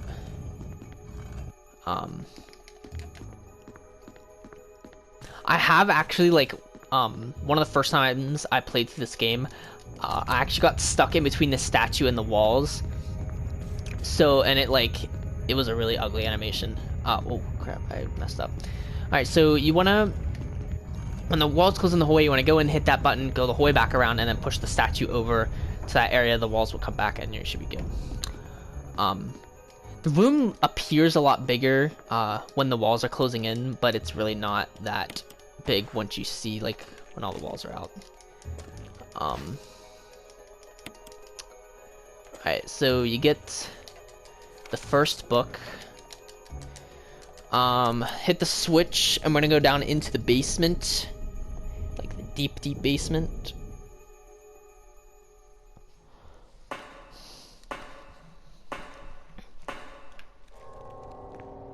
And these spiders here, you can run past all of them. They're not that threatening. You just... I'm pretty sure they do the same thing every time. Like, I swear they did that, like, in every single practice run I've done. But I've actually never checked to see if there was shotgun ammo over in the area where there's normally shotgun ammo in hard mode. But if there is, it's not worth it because you'd have to kill the spiders to get to it. So these zombies here, I normally just try to get decapitation on them. And if you don't, it's fine. You just need to get past them because we don't ever come back in this area, so it doesn't matter.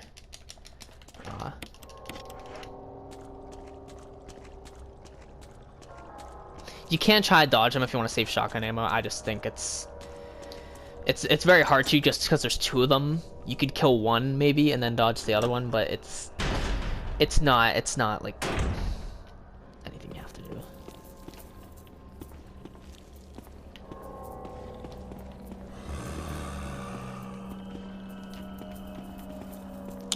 I messed up.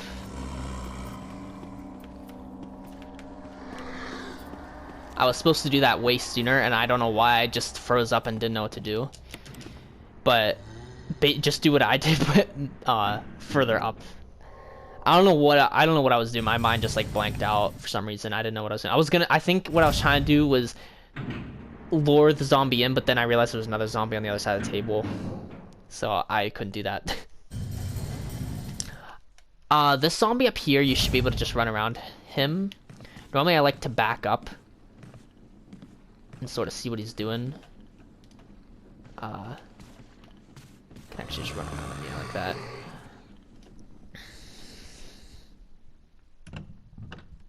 And the other zombie on the other side of the elevator will not activate unless you go to that area, so you don't have to worry about that. I want to actually see if I could have gotten away with taking... I don't think I could have gotten away with taking the pistol and the fuel canteen. No, I couldn't have, because I need to pick up the battery. But I do have... hopefully I'll have 2 flash grenades, which I can use on both zombies in that hallway, so I don't have to worry about them coming back. And I'm pretty sure they won't, because we only have to go through that hallway one more time to fight, or to go up to fight Yon. Actually, no, 2 more times, so maybe they would come back as Crimson Heads, but, so this is, I completely forgot to mention this earlier, but this is the hallway we went through at near the beginning of the game. It's called the Murder Hall. So basically, when you come back, if you come back through reverse way, you're gonna have zombie, and then Crimson Head zombie. So you want to put a flash grenade in him.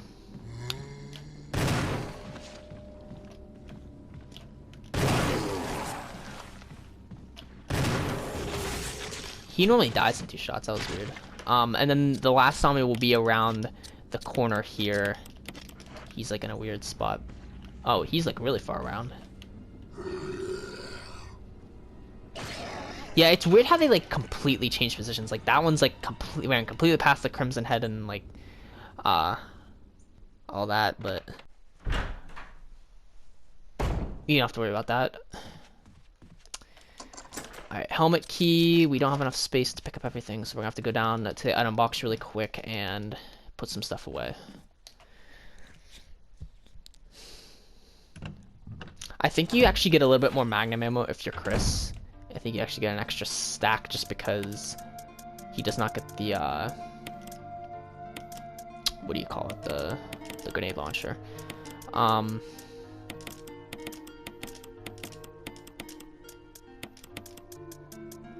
Okay, we're good. Alright, so we gotta go up to that room, with 2 gems. We have to push the dressers. And we are getting both the red gem and the yellow gem because we're saving Jill. We're getting the best ending. So it's at this point you want to make that decision if you are going for the best ending or not.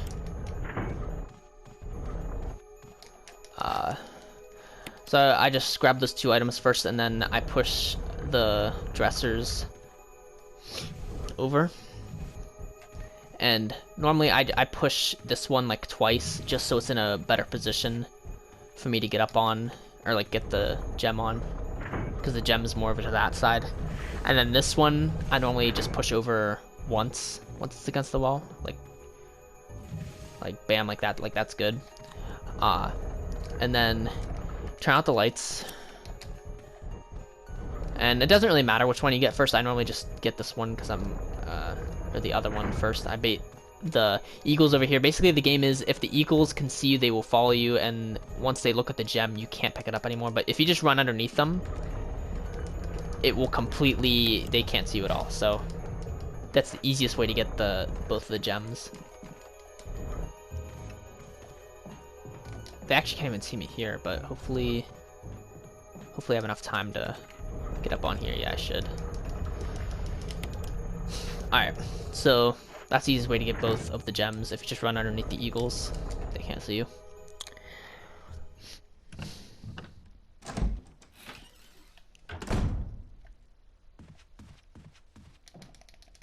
So now we're gonna put away the gems real quick and go fight Yawn.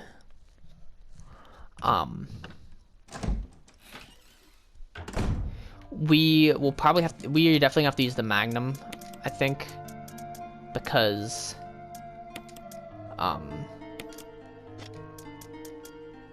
we could use the pistol or the Magnum, but I'm gonna use the Magnum just because like just in case, like it's not enough.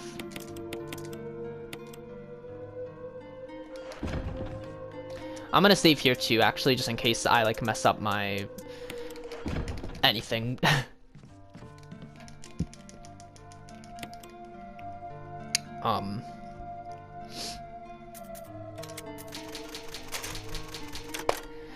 My plan is pretty much use all the shotgun ammo and then, or no, I'm gonna use 6 Magnum bullets and then whatever's left, use the shotgun. But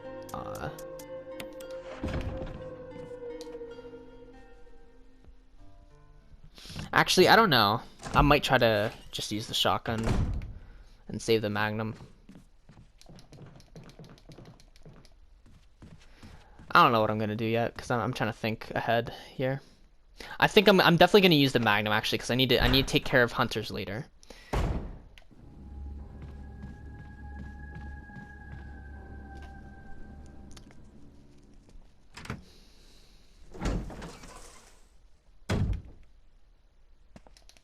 But I could also use the Magnum on the hunters, so it doesn't really matter.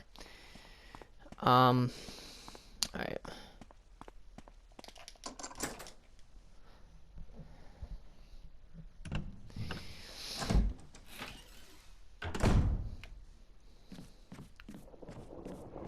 Alright, so I'm gonna equip the Magnum here.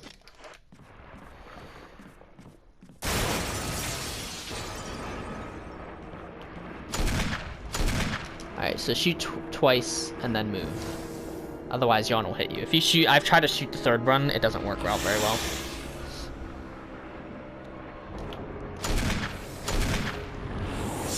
Whoa! I've never seen him do that long of an attack before. Wait, one more.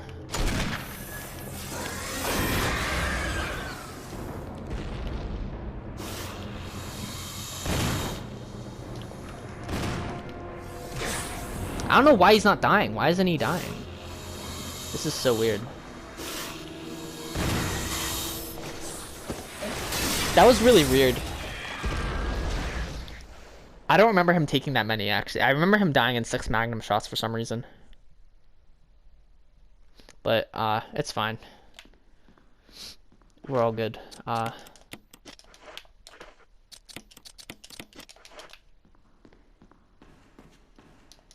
We only took, like, a little bit of damage.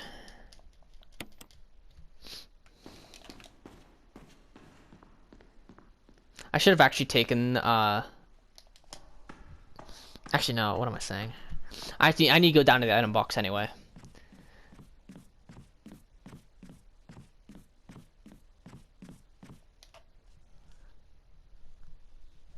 But first, I'm going to go down, to, like, the Raven Room. I call it the Raven Room because, at this point in the game, there's, like, just, like, a bunch of ravens sitting in there. Or not ravens, they could be crows, I don't know.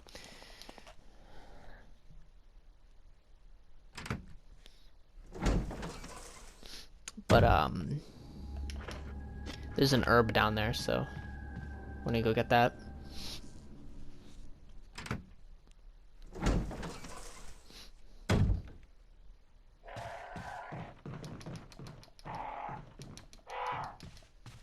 Yeah, see, look at all of them.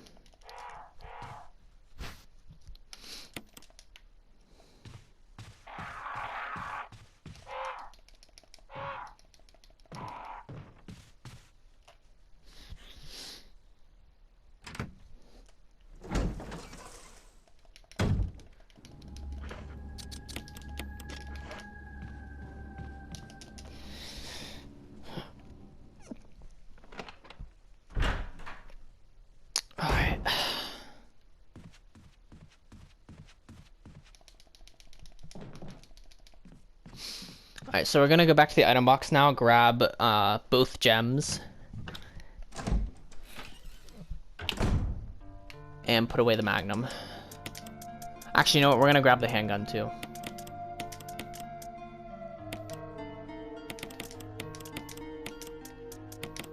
And put away this.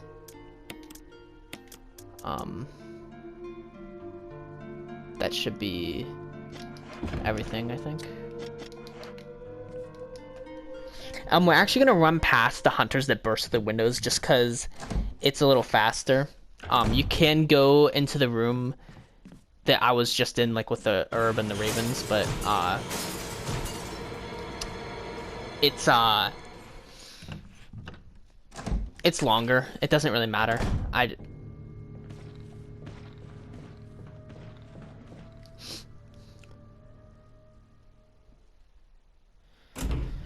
Alright,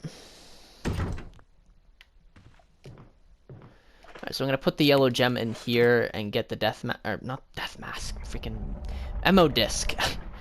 Why'd I say death mask?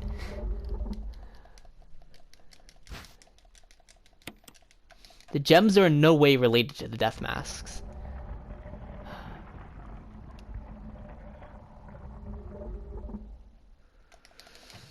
Alright. And just like that, we're done with the tiger statue room. It's just a weird room, like, it's so small, it doesn't even look like it... Like, I feel like they could have placed that in a better area, you know? Like, it just doesn't seem like a natural area to place a tiger statue, you know? Like, just in a room with nothing. Like, I feel like you'd want to put it in an area that everyone can see, you know? But, whatever. I think we do actually get more ink ribbons, but, actually I can't pick that up. Because I need to, or no, we get rid of the, helmet key. Oh, I wasn't thinking ahead far enough. I mean, it doesn't matter, ink ribbons, actually. We can get them when we come back, if we have space. It's fine. Alright, so we discard the helmet key. Finally. I don't know if we're coming up on the 2-hour mark yet, but we should find out pretty soon. Alright,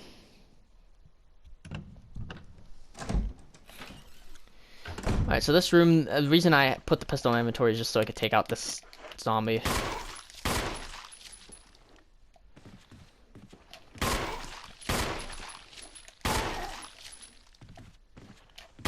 Just so I lure him in a circle.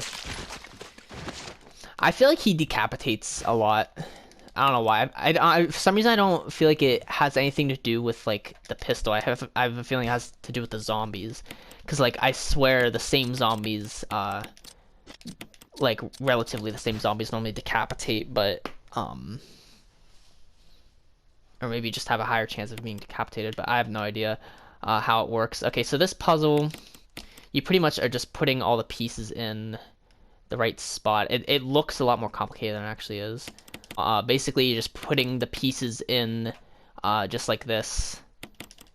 Nothing really to it. It's just like you rotate like the first few and then the other ones should just fit right in. You get the emblem key. The puzzle is the same every time, but sometimes it'll be like rotated in different ways. So they'll always go in those positions, but like all of them might be like rotated or something. So yeah, we definitely have space to pick up the ink ribbons now. And also if you take damage in the yawn fight, there's an urban there that you can use. Or if you take damage from anything else. I'm just gonna get the ink ribbon in the dining room now, even though I probably don't need it. I'm still just gonna pick it up just for completion purposes.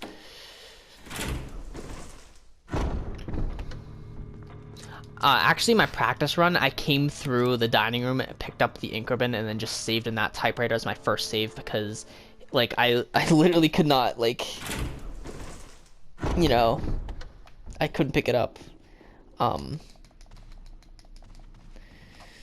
Alright, so now, since we have the emblem key, like the shield key, this only goes to one door. And it's a door with the metal object in it. You may have remembered earlier we got the stone and metal object, but the game only gives us the metal object here, so we actually have to go down, which actually forces us to go down the whole way down into the mines, through Lisa's lair, and, like, just to get, like, you know, the stone portion, the stone ring. That goes on the second metal object, and then we take the thing out of the door, the second stone metal object out of the door, and that's how we can advance to the laboratory portion of the game. Alright, so this, that was Rebecca screaming. We're gonna go save her.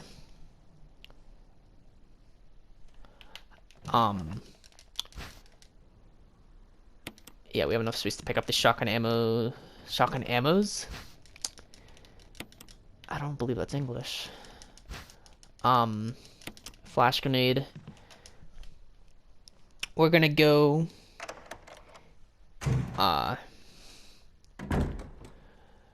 gonna drop all this stuff off, grab the shotgun and like all the items we need for the next portion of the game, which is just the square crank and the battery that we got earlier.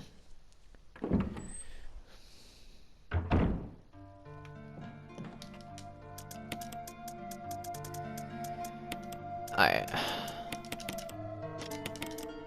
And yeah, drop off the ammo disc. And you're dropping off pretty much everything. And then we're gonna go save Rebecca, because if we don't, then she will die. And I actually did an experiment. If you go through the door that you need to put the 2 stone and metal objects in, without saving Rebecca, and then you come back up through, she'll be dead. So you definitely, because I forgot to save her once, so definitely make sure you go up and do that first. Like just so you don't forget, just go up right away, save her. And you can what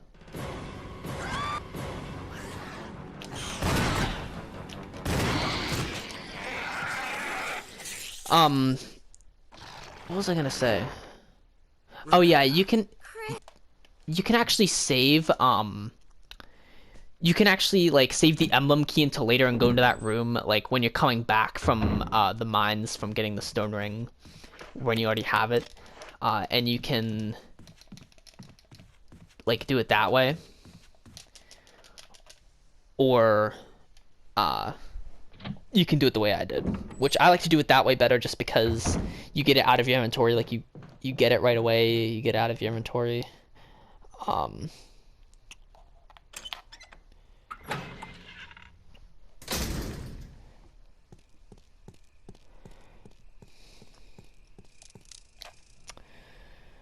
Alright, so this part again is kind of boring. It's just a lot of walking around because we have to get like the water. We have to put the battery in the elevator, then we have to go back up, use the crank, go back down, and then the path will be cleared. And this is the second area, or the second part I was talking about, where you'd have to go through those snakes again. And you might get poisoned. In fact, there's a high chance you might get poisoned. I don't know why they made it so hard to get past this area. Like, even in normal, it's like, I can't even get past it. Like, it's all RNG, I'm pretty sure. I'm convinced. Yeah, I got nipped right there, but I didn't take poison damage. I believe there's like 4 snakes in total that can jump out there. And they all have like a 50% chance of poisoning you, so I actually got lucky there and did not take poison damage. I'm really fortunate for that. But if I did, I'd just wait until I go down into the mines and use a blue orb. So we put the battery in here. This part's kind of boring. Like, I don't know. It's just like a lot of running around, not a lot of action.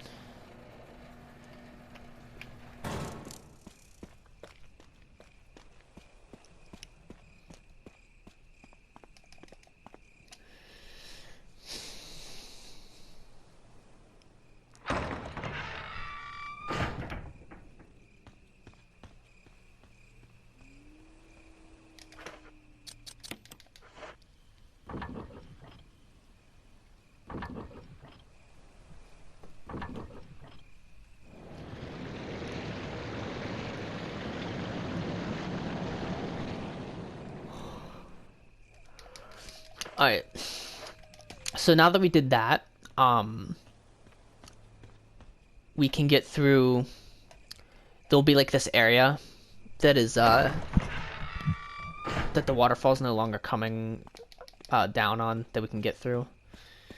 And it's basically like a secret entrance to the mines. The other entrance would be through the cabin, which we can't get through from the side that we were at. We can only get through it because we need to lift up the panel from the other side. So, yeah. We officially have started the mine portion, the mining area. But the thing is, the typewriter calls it just Graveyard Basement 1, and it's just like, wow, what a boring name, you know? Alright, so we're gonna go in here first.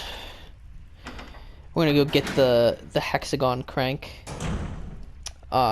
which is very similar to the Square Crank, but the biggest difference is that the Hexagon Crank is red and the Square Crank is green. So if you don't examine the ends, that's how you can tell. Like the Square Crank, yeah, it has like that green end on it, so.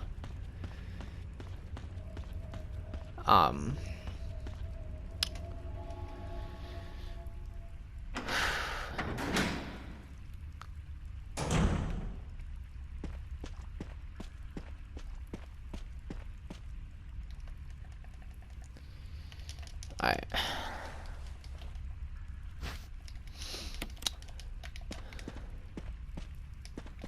Where am I going here? Alright, so a hunter's gonna burst through the door here. We can just run around him though, because he's just gonna scream. Like, we can outrun him.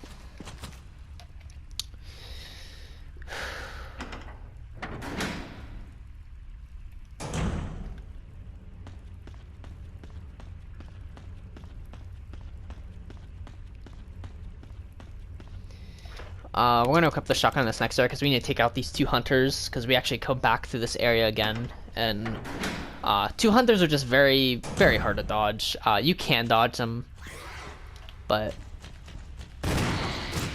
I try to collateral them as much as possible. Oh my goodness, they are just stunning the heck out of me. But I think, yeah, we actually only used like 3 bullets on, which is really good actually for 2 hunters. 3 bullets, I'll take that. So it was actually worth taking the damage, I'd say.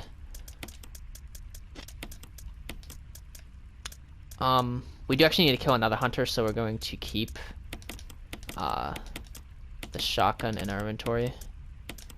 And I'm going to pull out the magnum. And, oh wait, I forgot a healing item. I'm gonna save that one just for, in case I get poisoned at any point.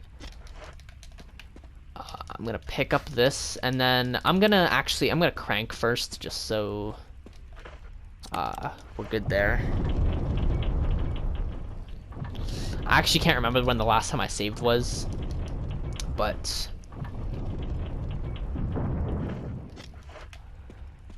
I'm gonna pick up this herb and put it in the item box, just so I have it.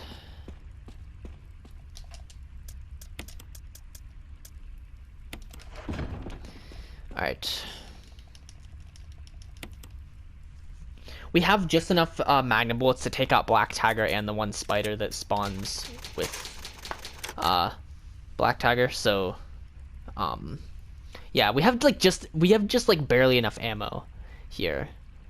We're cutting it kind of tight, but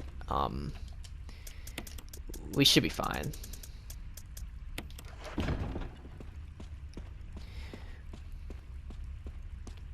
You probably can run past those two hunters in there, but like, I just didn't want to take the chance just because, like, I'd rather, you know, be out of ammo than be out of health. Because being out of health is what actually kills you. Alright, so you run the whole way down here, trigger the boulder that Chris actually gets his revenge on in Resident Evil 5, and he just punches the heck out of it. Oh man. I'm sure if you've seen a Resident Evil clip on the internet, it was the Resident Evil 5 clip of Chris punching the boulder. It's like notorious. Just like, cause he got like they like made his biceps so big in that game, like he went on steroids or something, and he just like punches his boulder. But okay, so for Black Tiger, what you want to do is actually kind of run towards it, because it will always do that attack right there. And you can't dodge it any other way, you have to do that. And it should die after 4 magnum bullets. And then the small spider, I just take out with the magnum as well, just so it's not a distraction. And then the flamethrower you actually don't use in any other part of the game. I think it actually uses... Yeah, it uses pretty fast, so, and then there is a blue herb over, if you run towards the camera, there's a blue herb over there, so, if you take damage, you can heal yourself with that. But, I mean, honestly, that was a really smooth Black Tiger fight, so, glad I got through that.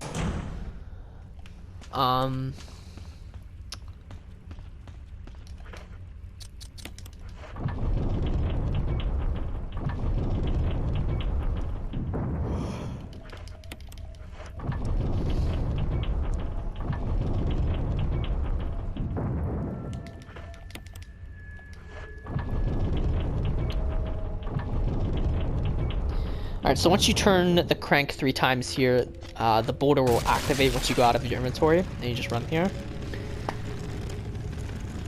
And we're good.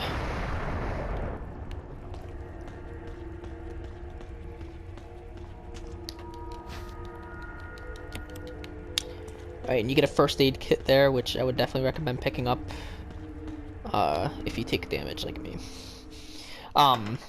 It's a first aid spray in there, and I think I'm getting kind of low on heals. Like, I only have like 1 full heal, so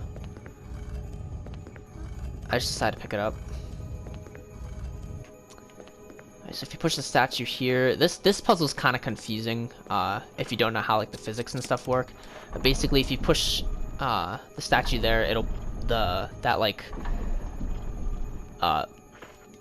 stone slab will like push it out, and then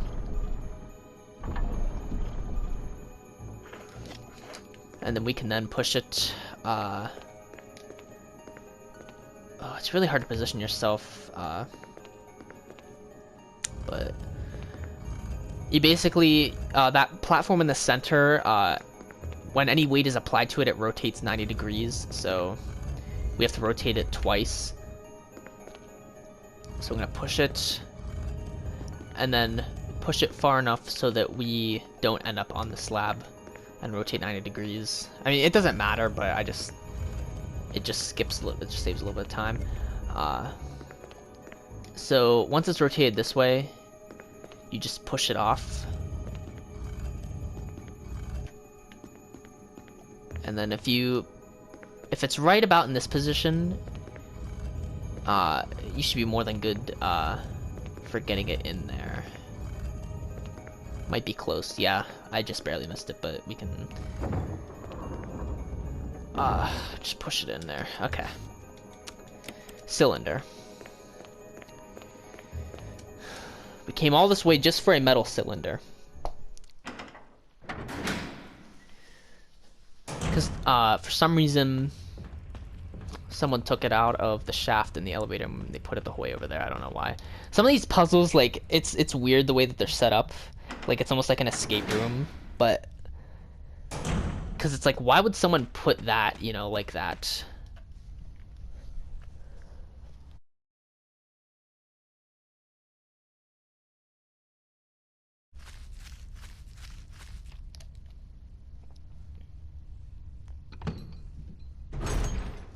I want to see if I can run past this hunter here. Yeah, he just screams, so you can run past him. He's no problem. Want to make another stop at the item box, save real quick, and then go down the elevator and into Lisa's lair. Oh, whoops, I forgot to examine this.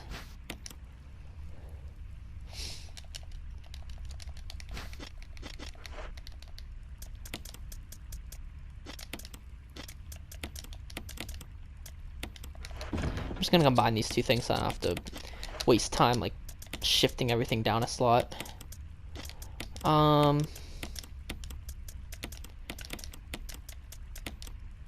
Okay, yeah, we can put that away for now. And we don't. I don't think I'm gonna take this just cause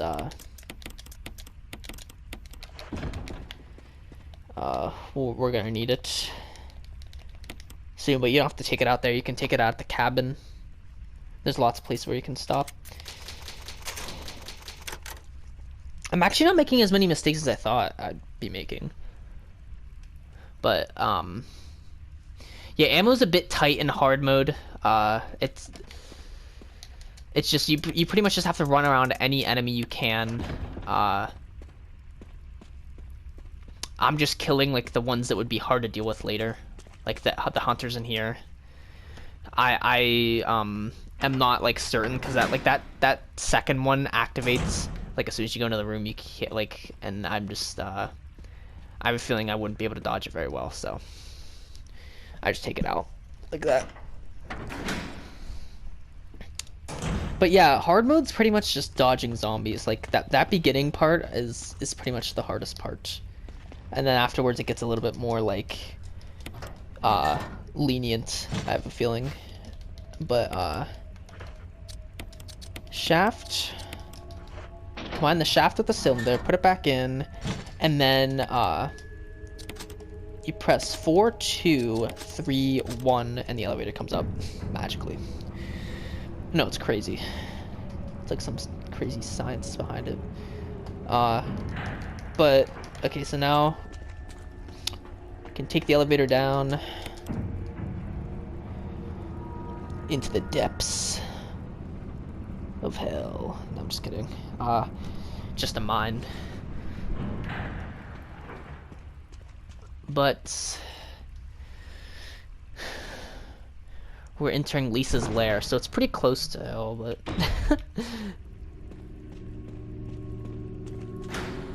so how this works is you basically trigger whichever way you walk first, that's where Lisa will be, like whichever camera angle you trigger first at that like split in the road. So you always want to trigger her there so you can run around this way and be fine. So you come into this room, and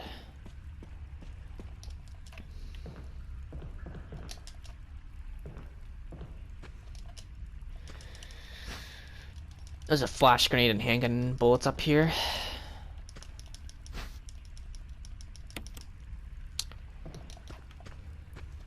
If you notice, hard mode gives you quite a bit of handgun ammo. And it's like, I could have used that early on. Like, I remember early on when I had like 8 bullets in my gun and I was like trying to save, you know.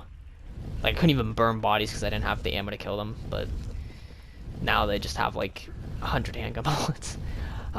So this box you just push once over and onto the lift. Sometimes it will say it's not on there right, just because, yeah, this game is really weird. I don't know. Like, it's clearly on there, but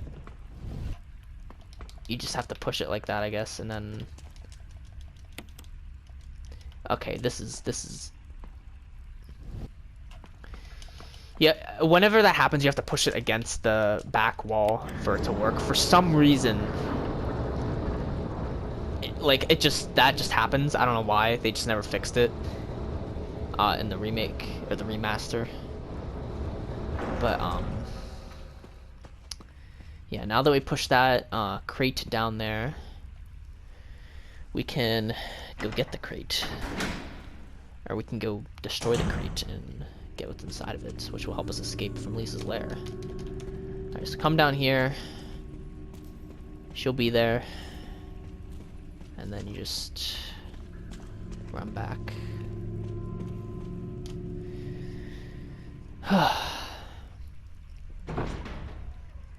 I would like to see like a second remake of Resident Evil and in first person. I think it would be extremely scary. But I mean, this is a lot of people's favorite Resident Evil game, so I don't know how they'd feel about that. I mean, it couldn't hurt if they did it exactly like Resident Evil 2 and 3. I mean, it'd be scary as heck. But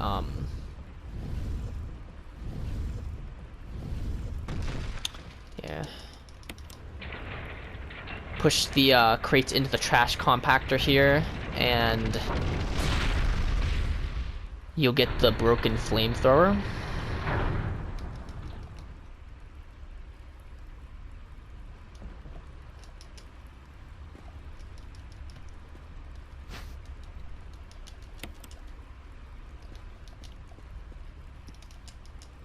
I've been watching like a lot of speedruns of this game, and Japanese text actually goes faster. I was considering, like, I don't know if there's a way to switch to it or not, or for me to switch to it or not, but if I could, I definitely would. Yeah, I don't need to stop at that item box. We're good. Whew.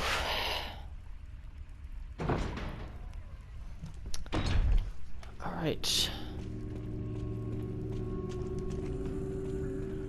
So we go same place, activate that, and then the lever right here.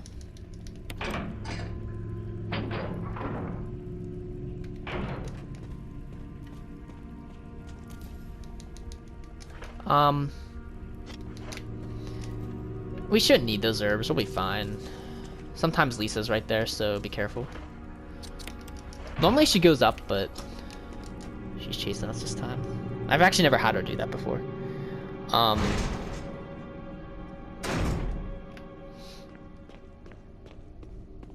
Yeah, I'm really excited to do like other games though, like I'm gonna be doing like every game pretty much on hard, every Resident Evil game on hard. I'm gonna be doing 0 after this, and then I'll upload Resident Evil 4, which I've already filmed, and then I'll probably do 2 and 3 remake, and I think there was another one I was gonna do, I forget. But oh yeah, Revelations. I definitely I want to do that, but it's been a while since I played that, so I might have to it might be a while for that one. That one's probably gonna be the last one I do. All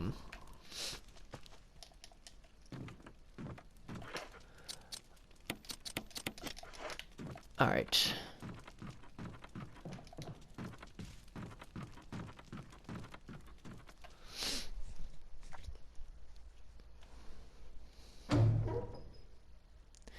Yeah, I'm curious, like, what area gave people the most nightmares in this game?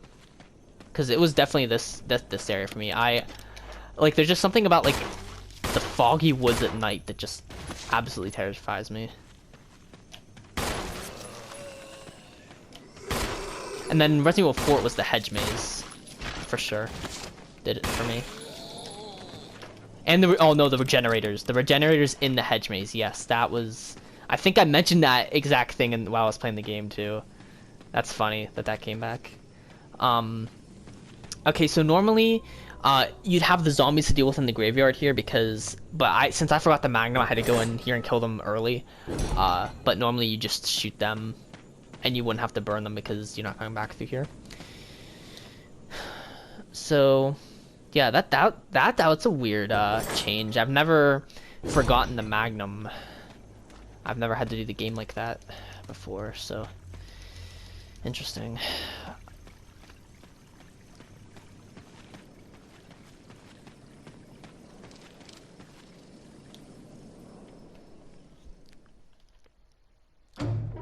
And we're pretty much just like we have everything we need. We're just going back to the mansion right now.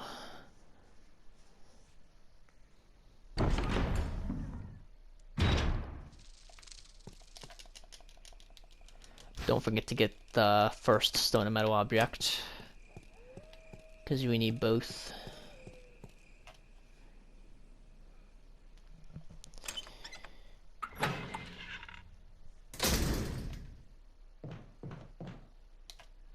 For some reason, I thought I forgot to kill the hunter in this area, but I did. Oh, it was the zombies. It was the zombies I didn't kill.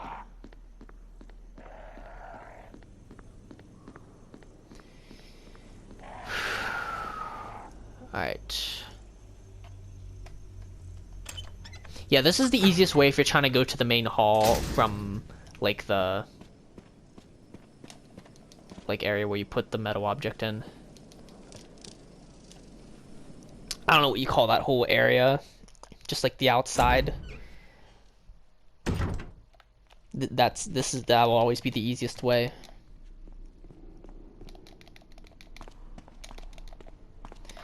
Alright.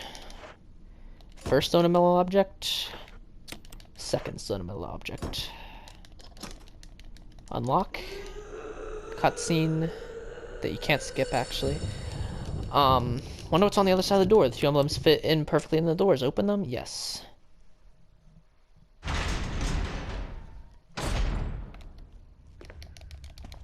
And I'm definitely saving before this Lisa fight because I've had quite a few resets here too. So, excuse me, it's recommended that you save here. Alright, I'm just gonna examine these books right now just so they're ready for later.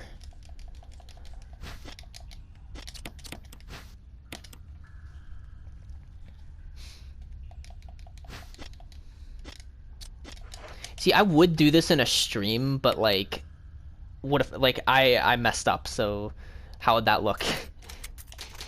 I'm trying to show you the most efficient way to get through. And there's no point in showing the mistakes, so... Okay, so it's a good thing I did save here because I actually did have to reset the Lisa fight. It's a very big reset point. And I don't know why. Like, it's like, you need to get her to jump over the coffin. Because if she does that, you're pretty much good.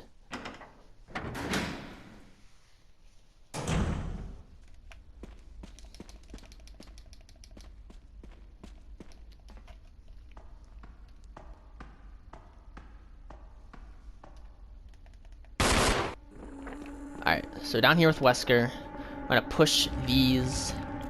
The goal is basically to push these 4 stones. Okay, yeah, we wanted her to do that.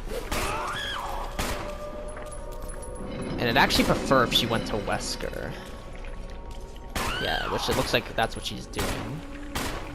What we don't want is for her to jump over the coffin right now, because that would be the worst thing. Yeah, see, Wesker is the bad guy, and he, like... even if he falls down there, he still comes back later. So it's not. It doesn't matter.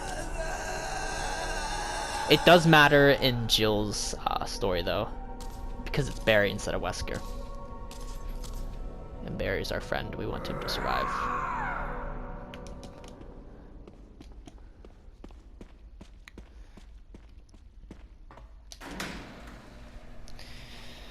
All right.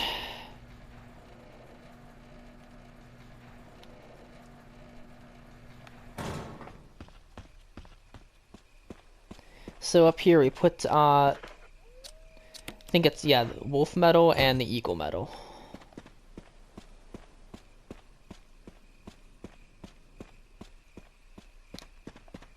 And it basically opens up this whole entire, like, pool of, like, water. It looks almost like a fountain, but without, like, a statue in the middle.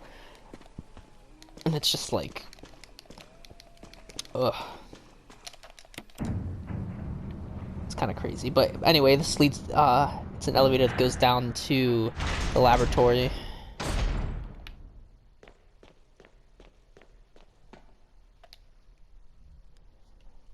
And the laboratory is the final portion of the game.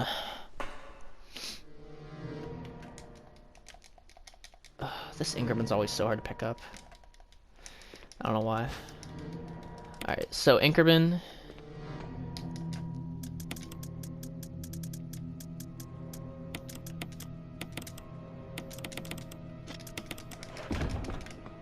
Inkerman and fuel canteen is what we need.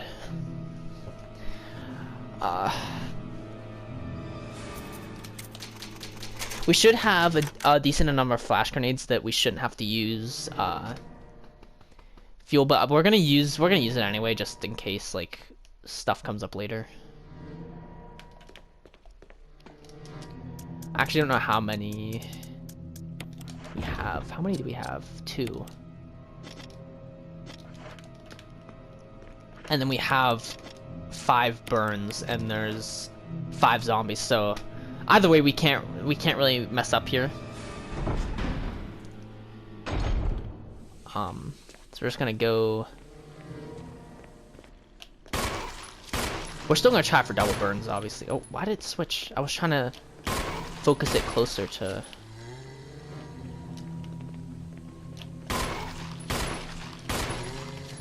Why is this guy not falling down? Okay, well he got his head blown off. I've never had these guys come over this far. Normally that first one falls pretty quickly. I can run past and then shoot the other 2.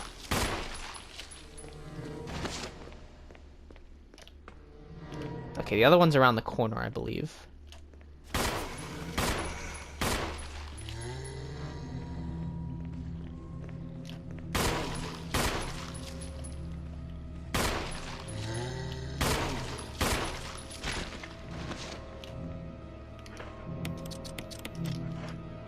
Trying to wait for the other one to come by, but I don't know if that's gonna happen. Yeah, it died in a weird position. Is this guy gonna come over? Like, why is it not? Why is it not dealing damage? I don't understand. That was so weird. I don't know why it was doing that.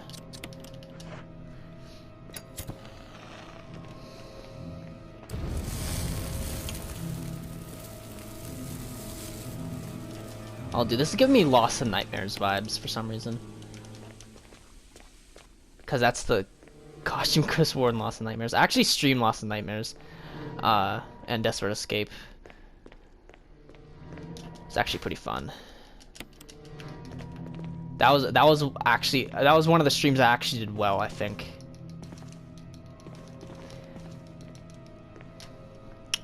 Alright, so we go down here. And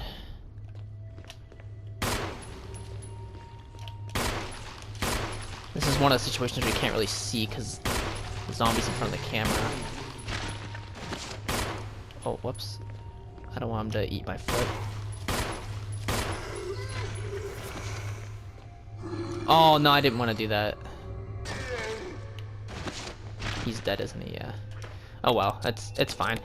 These are the last zombies we have to burn in the game, so we're good. Oh, look at those eyes. Do you see that? Oh man, he's creepy. But okay, we got that, and I decided to just go this way to get to the computer room. The computer is like the first thing we have to do when we're down here because we need to unlock some doors so we can get into other areas. Alright, so the username or the login is John, and then the password is Ada, A-D-A.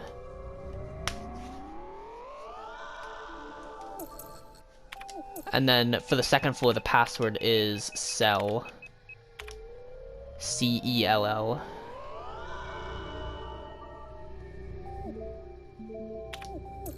And then for the third floor, you don't need anything. And then that's it. We're all done. And then if you come back here, I think there's like a flash grenade. Yeah.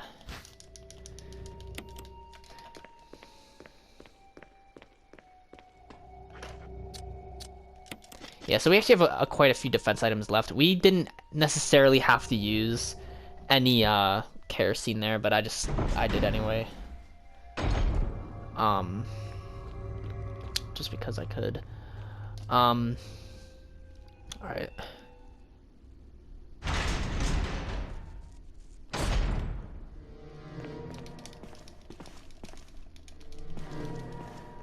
Someday I'll be good at stair skipping.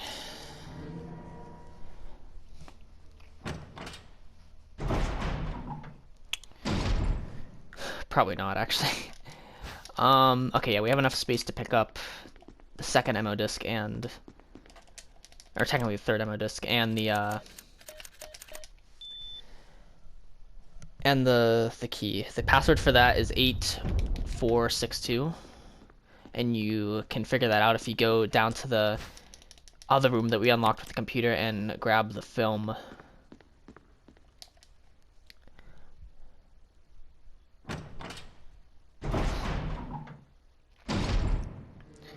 Alright, so we're actually gonna go back now because we're not gonna go back.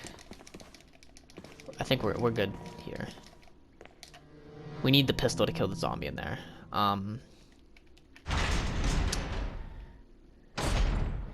You don't have to go into the this room right away, but I always just do just so I can use the ammo disc and kill the zombie so I don't have all that stuff in my inventory later. And these are the zombies I mentioned earlier that are like the white zombies in the laboratory. They're just like pale white.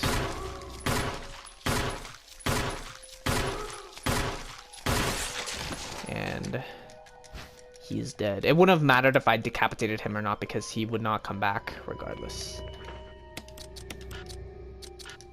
Oh my goodness, combine. And then use an ammo disc. And I noticed every game, like each individual like transmitter goes like lights up a different button, like it's randomized. I think I'm pretty sure it is. Like at first I thought I was just like forgetting it, but it like I didn't mean to. I was trying to go through the door. We have enough healing items I think to make it through the rest of the game. I don't know if the 3-hour mark's coming up soon or not. I should keep track with my clock, but I just forgot. Alright. So I'm gonna use that, and then use that. Discard. This room's not necessary to go in unless, because all that's in here is shotgun ammo and the second ammo disc input. So you don't have to do that. I'm not gonna kill these things because I'm trying to save shotgun ammo for the tyrant fight. Because I used my Magnum on Yawn and Black Tiger, so I because I didn't have shotgun ammo at the time, so we can't really kill those things, is what I'm trying to say. I want to be quick because they will come through. This is like a new enemy in the laboratory. That's just in the laboratory portion. Actually, wait, maybe it is the same every time, because it was the same when I did my practice run through with Jill.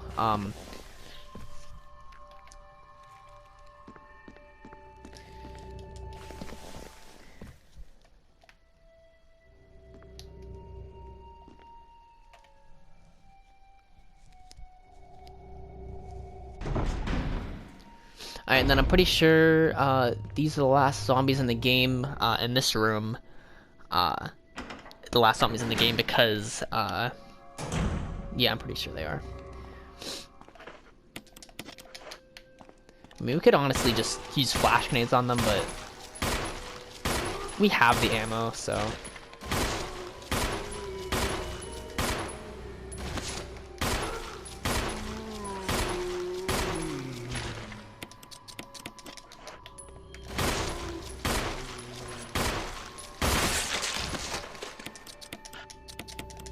Bam, done. Alright, so we go into this room, and I believe we get more shotgun ammo, first aid spray, and an increment. Did I guess correctly? Yes, I did. So, this shotgun ammo will help us kill...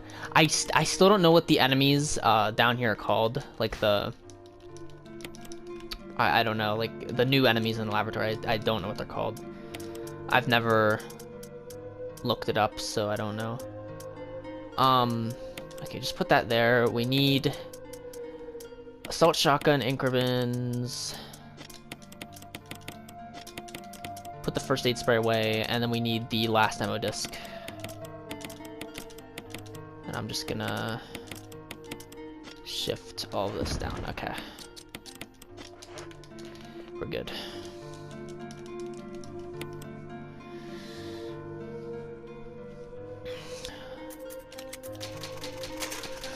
We're actually doing very nicely. Just that if I wouldn't have missed the Magnum, I think I could have gotten this game done in under 3 hours, but I don't think I'm gonna get it. It's probably gonna stop at like a really bad time, like in the Tyrant fight or something. I really hope it does not. I really hope the recording doesn't stop there. I might just stop it like before I go up the elevator, actually, just so it doesn't stop during anything important. But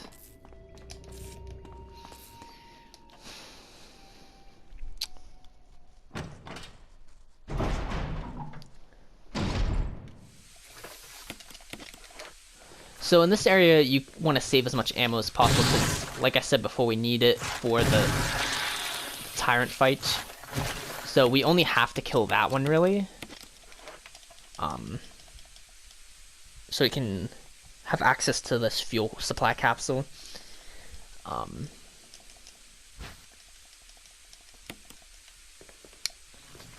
And basically, once we fill it up with fuel,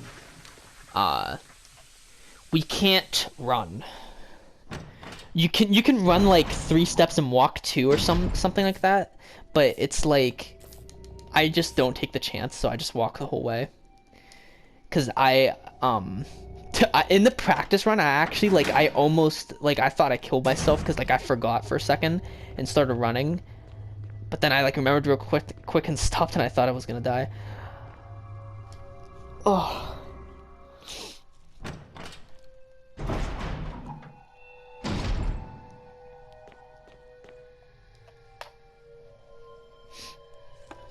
If you take damage at any point in the laboratory, there's always that first aid kit there with the first aid spray in it. Alright, so we put the fuel supply capsule in here. And then once we do this,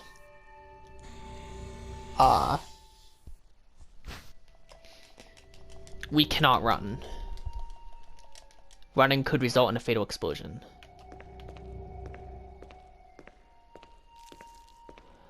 And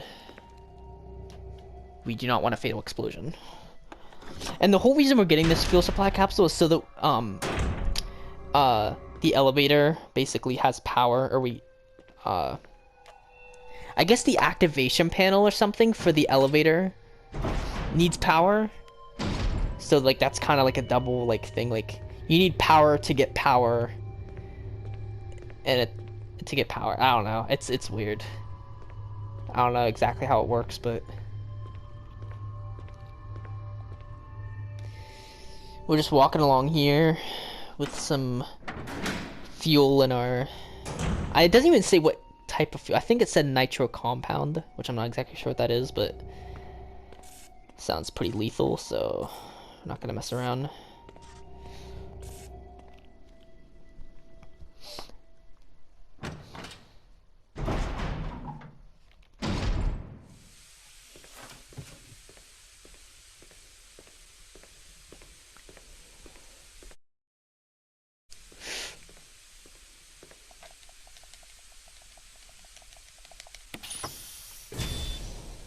Alright. Now we can run. And we can pretty much run past... Oh, whoops. We can pretty much run past all the enemies except for the one in here that we have. Basically, it's gonna burst through and we need to turn around and kill it. Because we need to put the ammo disc input in. If you're not going for the best ending, then you're not gonna need to put this ammo disc input in, and therefore you're not gonna need to kill that enemy. But we're going for the best ending because it is more of a challenge. That's why.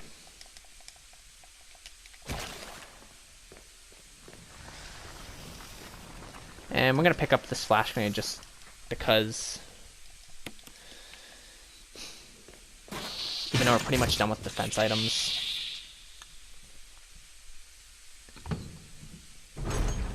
If these things are on the ceiling, they can actually pick you up, and then you'll use a defense item. And also Tyrant can do it, but again, both of those are very rare. So yeah, you can just run past both of them. No big deal.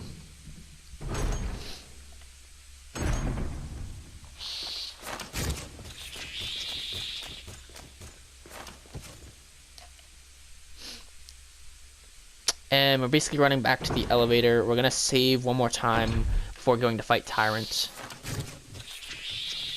And then probably again up in the lab entrance. Whoops, I thought I went through the door there. Good thing it didn't hit me.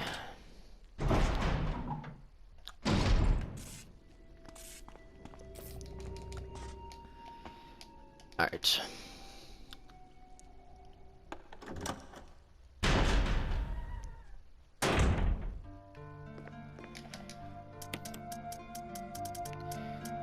Alright, so this is basically all we need for the rest of the game. Actually, you know what? I take that back. We're gonna put our heals in here. That's not one thing we will need. Right.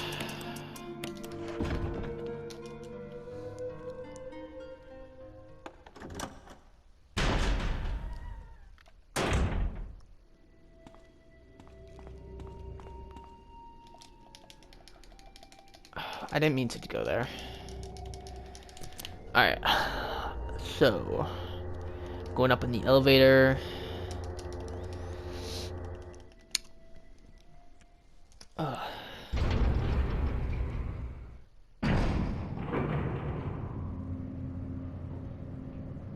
Hey, we get our first shot of Rebecca because I skipped all the cutscenes. Or no, we saw her in the piano room. And we saved her from the hunter, so I mean, we got to see her a little bit.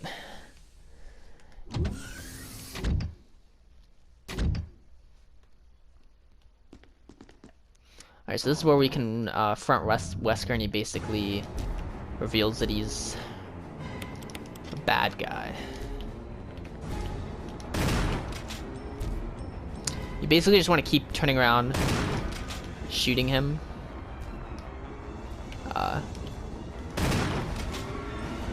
He should take about... I'm not quite sure how many. Whoa, whoa, what just happened there? I turned around, but I didn't aim.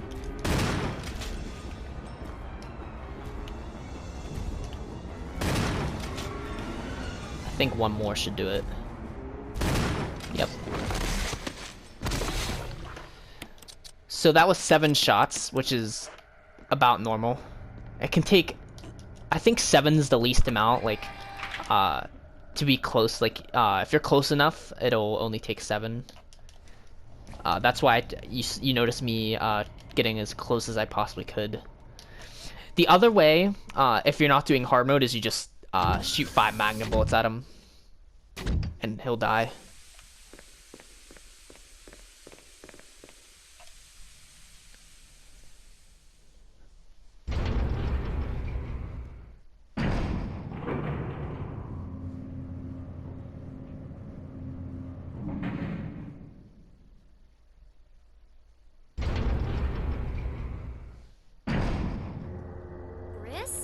What is it?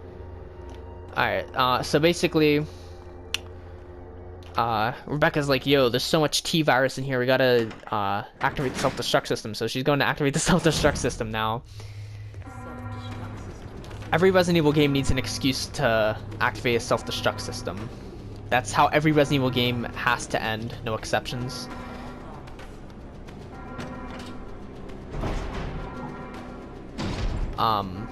Actually, I don't think Resident Evil 3 ends like that. Alright, so since we put the ammo discs in earlier, we can pull all these levers down, go save Jill real quick. And if you don't save Rebecca, you'll get a master key, basically, from Wesker, and you'll be able to get into, not only get out of the laboratory, but save Jill down here, unlock the cell door down here. It would kind of make sense that Wesker has the key for this door, because he's the one that put Jill in here, but...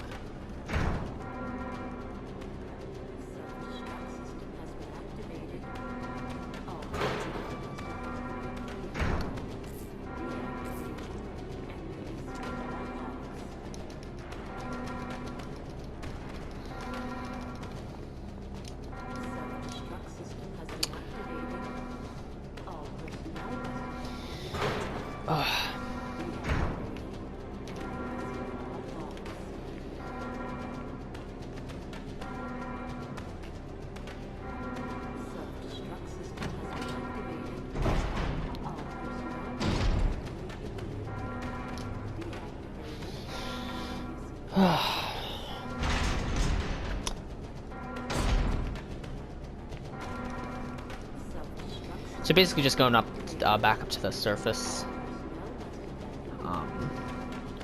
Because we passed the big door on our way into the to the laboratory that basically that we couldn't get into, but it allows us to escape. So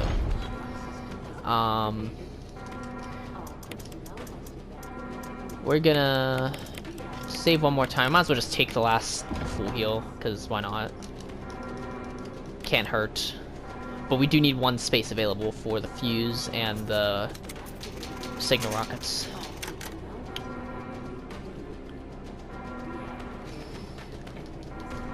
So hopefully I don't have to reset here. Hopefully we have enough ammo, which I don't think we will, but...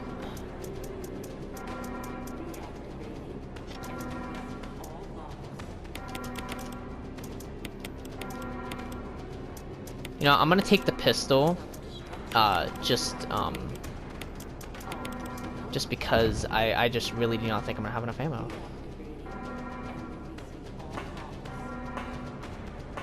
I swear I had more ammo on my my practice run. I don't know what happened, but I just did not have the ammo for some reason. Alright. That first aid kit that we just passed over there only has a green herb in it, so don't worry about that.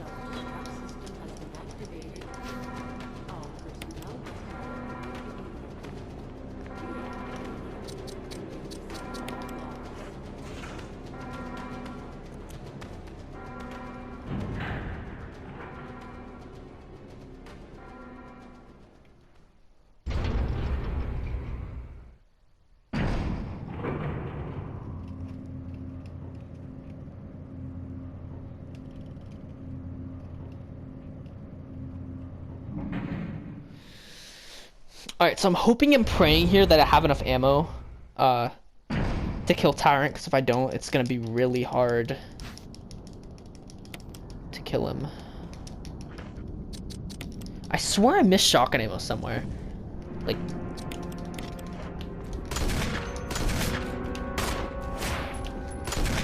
Every time Tyrant runs at you, just run like in another direction. Okay, if he does that, you just use one of your flash grenades.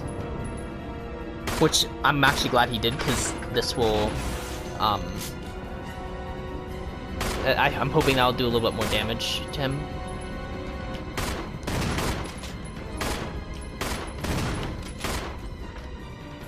I got one more shotgun. Oh, that was perfect. I can't believe that actually worked. Okay, so he's gonna run at us probably one more time here, unless... Because he looks like he's gonna go for Rebecca, but then he goes for us, I think. He might deflect it. Yeah, he's gonna deflect it, but it's fine. We just pick it up again and... Oh, he almost got Rebecca, I think.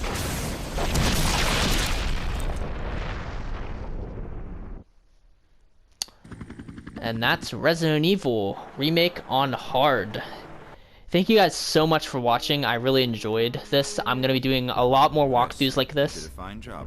Oh, hey, it was under 3 hours, so I would have been fine with the recording. I think that's actually the fastest time I've completed the game. Alright. So we got Real Survivor Mode, Rocket Launcher, Closet Key. I've actually never used the Rocket Launcher, so I don't know... like... I've just never used this, I don't know how it works. But yeah, that's pretty much all I have for today. I already said thanks for watching. See you guys when I do the Jill walkthrough, probably tomorrow. I hope you guys all have a great day. Peace.